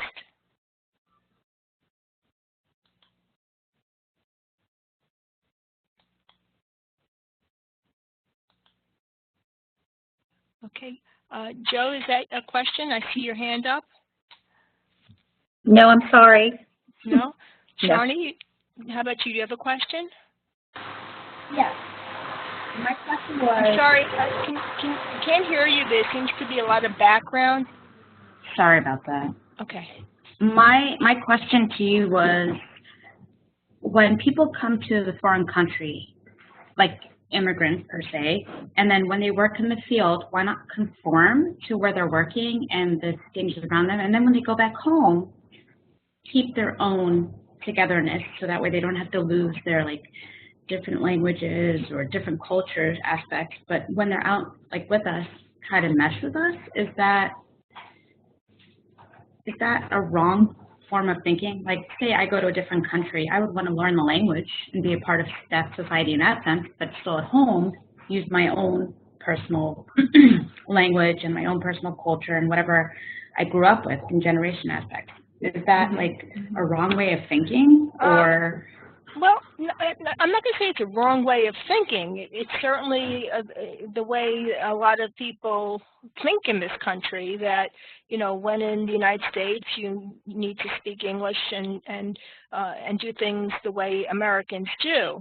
And there isn't anything inherently wrong with that, except that, you know, by not accepting the people's culture, it's saying we don't accept you as people. There is, and in a school situation, you know, when we shut off people's connection to their identities, to their experiences, we're not using the full person's potential to bring to bear into learning of the new material.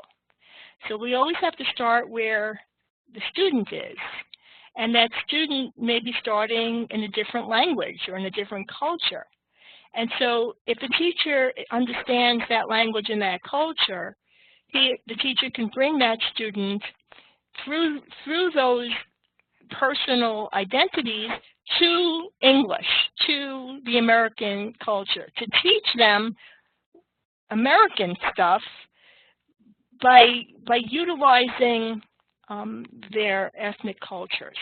Now that takes a lot of training on the teacher's part, because the teacher needs to know an awful lot about a lot of cultures. And that's part of becoming a multicultural teacher. Now, there's nothing wrong with wanting people to fit in, but we have to understand that we're asking them to fit in. Are we asking them to fit in to make us feel comfortable with them, or because it's better for them to fit in, right? Those are some of the questions that we need to ask ourselves, because are we uncomfortable with their differences, or when we don't understand their languages, or do we feel that learning these things and using English will help them succeed? So the second answer is the better of the two answers, right? You know, because we want them to do well. And so we have to understand that bringing them into U.S. culture, we can't devalue the home culture or the home language. That's detrimental to helping them succeed. How does that sit, Shawnee? Does that make sense, or? Yeah, it definitely does. Okay. But what if it's based on, because, I don't know, there are people that come from different countries and they're like, say they're a doctor in their country, and then they come to America or whatever country they go to, and then they can't practice what they do. I mean, I've seen many of cases like that, and I'm just curious to know, how do they fix it? I mean, do they have to go back to school? Do they have to take specific certifications? It's just, that's where, like, that's always my thought. It's hard. You're right. I mean, sometimes people come with a lot of qualifications and they have to start from scratch here. And sometimes it's not easy, and sometimes getting the education is not made easy for them, especially adults. They have to get a job, they have to work, they have to feed the family, and they may have to take English classes at night, and then they're not technical classes, and they're not in their field. It takes a very long time, which is why new immigrants generally don't do well, and they struggle and work and do all these necessary things for the children, right? And the children also are kind of on this fence because the parents want them to keep their home culture, and there's a big pull to lose the home culture in school to replace it with the American culture. So it hurts the parents because the kids are pulling away from their ethnic culture, right? And the kids are giving up the ethnic culture because they don't want it anymore. They want to be American. So there's a lot of psychological issues. There's not any one-size-fits-all problem, and there's not any one-size-fits-all solution in here. So when you get to know your kids, your students, and their experiences and their backgrounds, you're better able to tailor the methodology to meet their needs. So the more you know, the better it is, basically. I'm going to catch up on some of your, okay, wow. Wow, Ivana, you are really powerful. Okay, wow. So this kind of leads me into, unless there's someone else, I don't want to cut off anyone's burning desire to say something if you want to weigh in on anything. I'm going to give you one more chance at the end to weigh in, but if you are moved right now, let me know.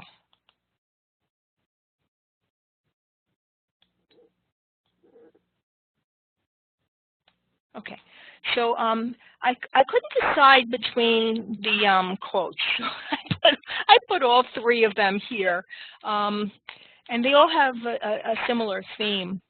Noam Chomsky said, "It's pretty ironic that the so-called least advantaged people are the ones taking the lead in trying to protect all of us, while the richest and most powerful among us are the ones who are trying to drive the society to destruction."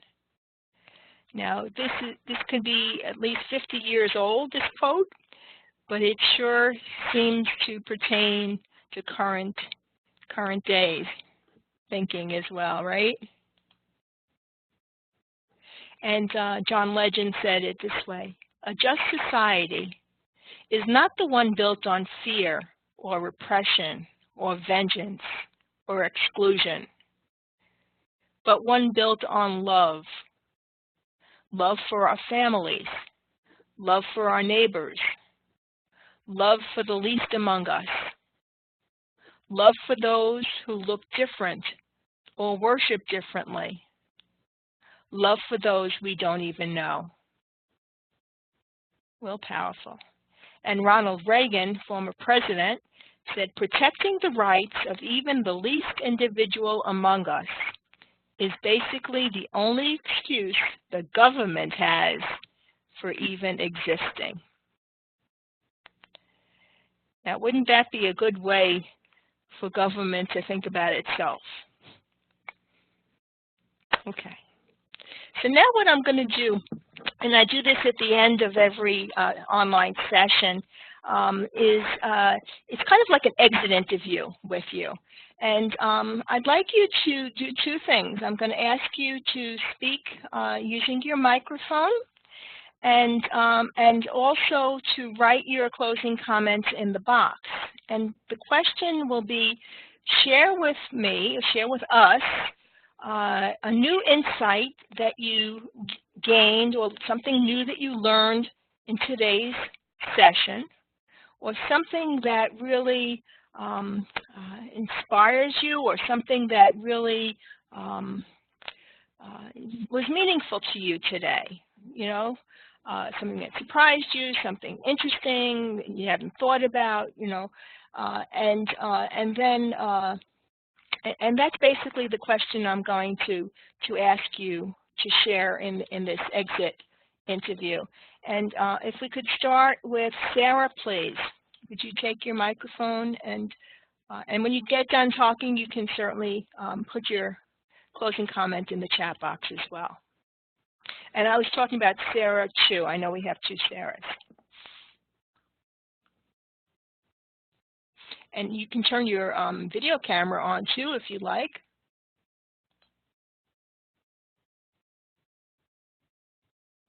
Sarah has a cup of coffee next to her name. Are you here, Sarah? Okay, I think we'll have to come back to Sarah. She might have stepped away for a minute. Priska?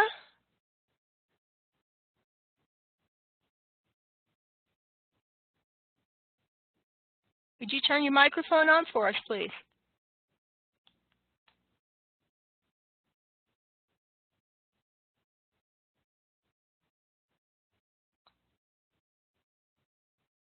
Priska, would you like to share with us something that inspired you, something you learned today, something that resonated with you?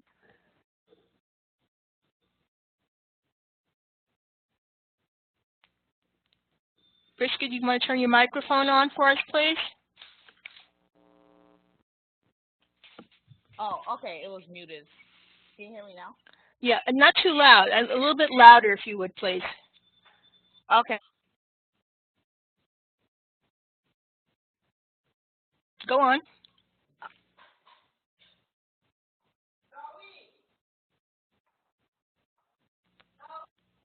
Priska, do you want to turn your mic on and just respond to the question? You turned your mic back off.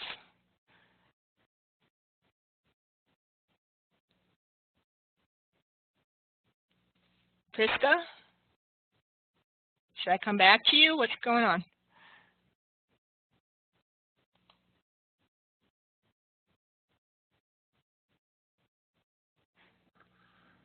I'll come back to you.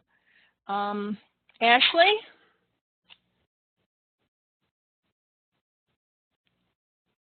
How would you like to respond?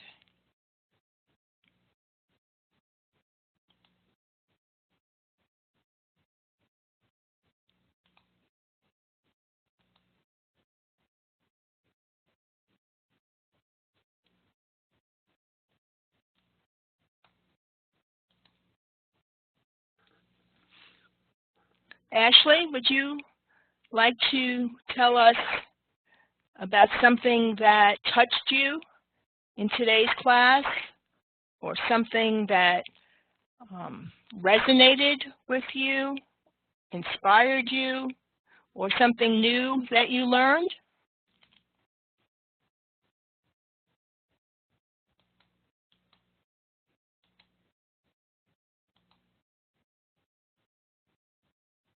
Okay, we'll look forward to it.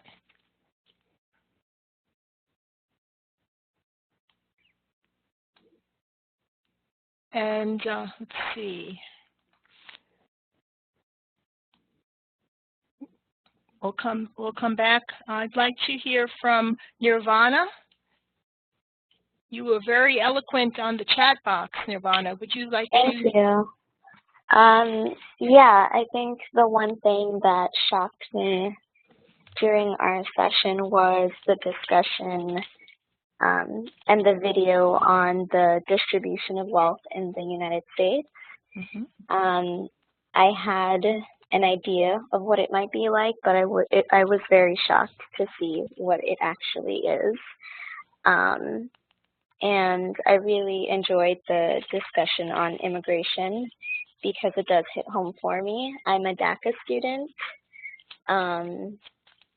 which is why I said a lot of the things that I did say, because I've experienced these things before. And my comment on the fact that I don't see it getting any better for immigrants at this point in time. I hope that it does.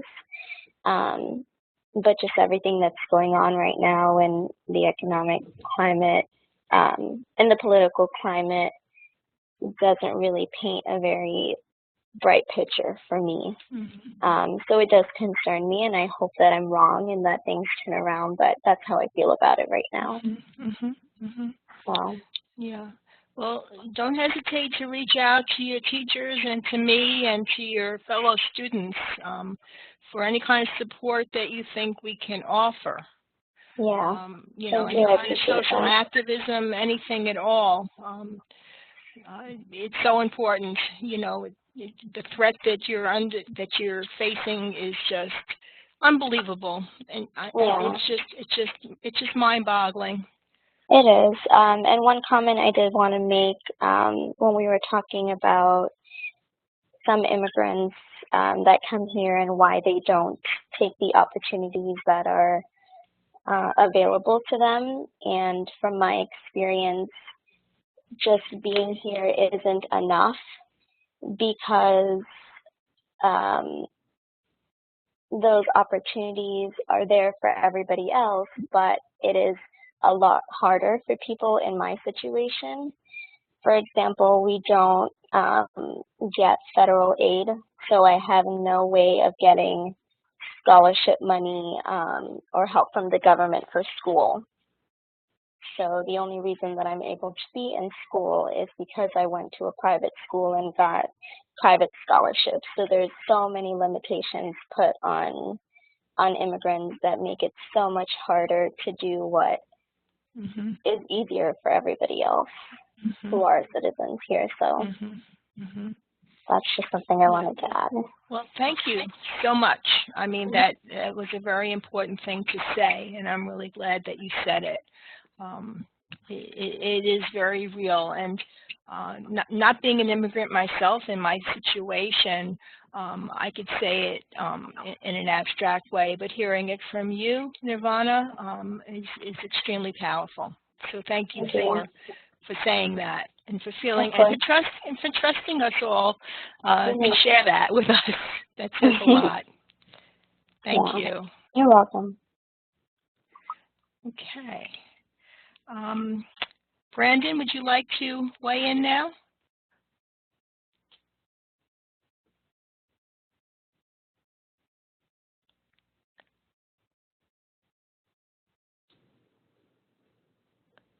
I'm not sure if you said. Can you hear me or no? Yes, Brandon, I can hear you great. Oh, okay, good. What I learned that I really took away from the lesson really was that the wage gap is really huge in our country, and I want to include all of my students and make everything we're doing in the classroom equal. That way everyone can have fun and enjoy without anyone being ostracized. Mm-hmm. So from what I learned, honestly, it's just I want to be more equal and take into account more of the students' lives. That way I can cater to more needs and be more open, if that makes any sense. It makes a lot of sense. It's a great statement. Glad you got your mic working as well. Thank you. Thank you, Brandon. Sarah, Natalie? Really liked both of the case studies because it was real life examples on how to handle different situations that we might face in the classroom. And I definitely like how we talked about how to create different learning tactics for our students and how to make them appreciate equality and to not discriminate against anyone, because it's only going to get better if we fix it through our next generations. Mm-hmm. Mm-hmm. Good comment. Thank you.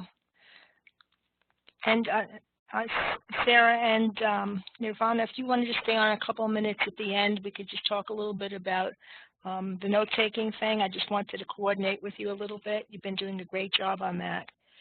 And Joe, would you like to go next, please?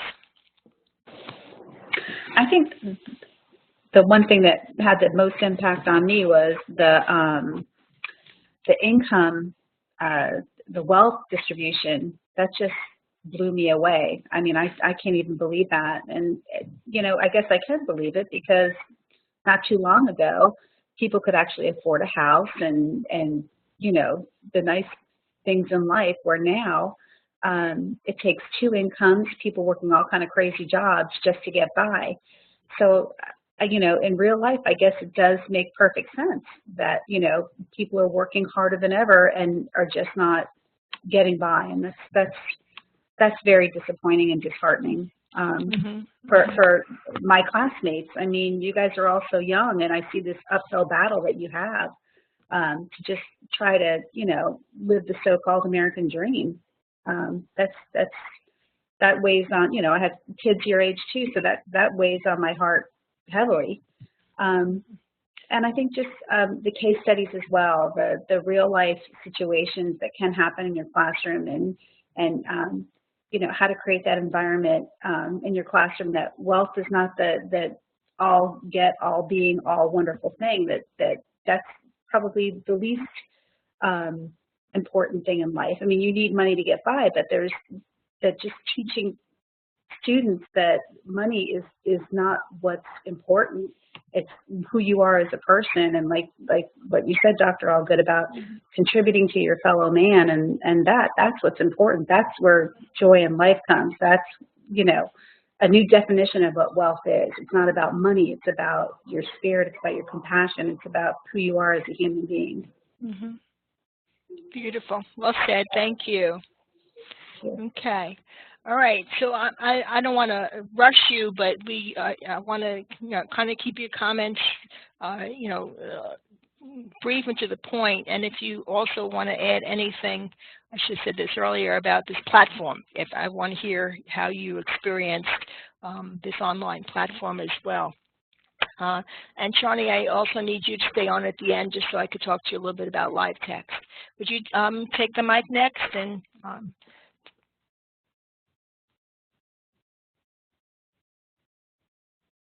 Hi, sorry about that.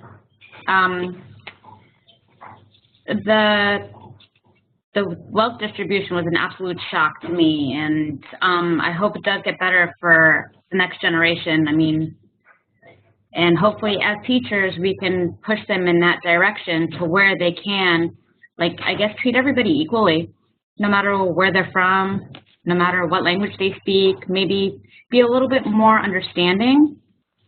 And I guess, in a sense, like, try to conform with others and, like, shout and become even more educated. And I think by doing so, it will make everybody more understanding, and hopefully it'll give us a better place for our kids. I mean, I'm petrified for my son's well-being as long as, but the only thing I can do is educate him and teach him, put him on the right path to where he can become successful, you know, and not have the hatred and be understanding to other people's struggles. And I think John Legend's quote pretty much summed up that we should be able to love each other, everybody. I mean, and like, because you never know what somebody else's struggle is. So just being, I guess, a little bit more, I don't know, there's a really good word, and it's totally escaped my mind. So, well, you can write it in the chat box if it comes to you. It's okay. I guess understanding, and so. Okay, good. Thank you very much. Thank you very Absolutely. much. Okay, and remind me, everyone, I want to have a conversation about equal and equitable. I think, I don't know if we did that yet or not, but at some point I want to discuss, you know, the difference between treating students equally and treating students equitably. Not necessarily the same thing. You know, I know we're going for making sure everyone has equal opportunities, but do we make sure that everyone has equal opportunities by treating them exactly the same way, or treating them in a way that's proportionate to their learning needs? Right? You know, meeting the student's needs is equitable treatment, not equal treatment. Everybody isn't exactly taught the same way, right? So we'll talk about that again in a future class. I just wanted to bring that out because I heard those words a couple of times. So Sarah, do you have your mic set up? Maybe you can share with us a little bit about how you Yeah, I was taking a break. I wasn't sure if you had previously called on me and I wasn't here. Yeah, so go now. Just make it a very quick comment. Yeah, absolutely. So anyways, as others on here expressed, I also was left in awe of the actuality of the wealth distribution in this country. I also enjoyed the case studies because it really made me think about what I would do in these situations or how I would handle these certain situations. And I also enjoyed the critical questions and the discussions because, I got to hear all of your perspectives on these topics. And overall, I think it just made me realize the importance of incorporating these lessons into the curriculum for my future students. Great. Thank you very much. And Priska.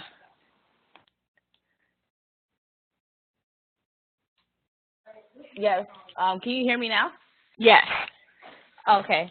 I mostly like the case studies because I got to see other my classmates input on how they would deal with the situation, which also gave me some advice on what to.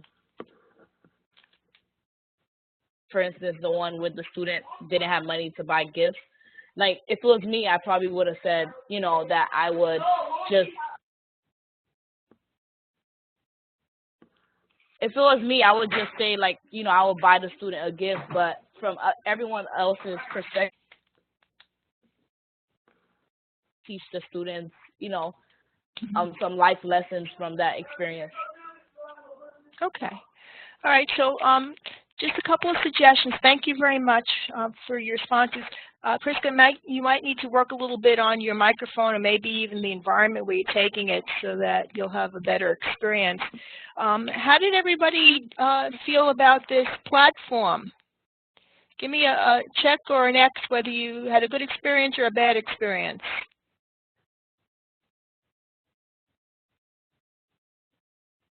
Priska, what about you? And Ashley, can you give me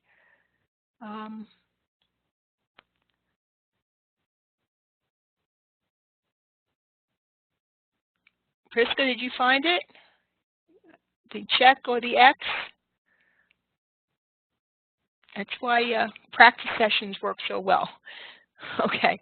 And if you want to just give me some kind of emoticon next to your name, show me how you feel about things.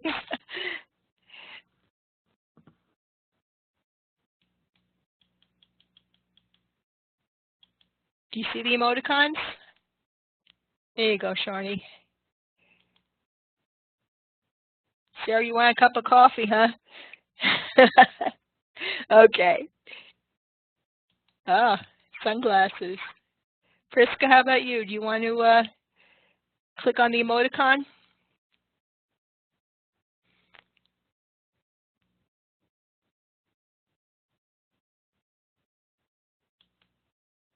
Brandon, how about you? Do you see the emoticons?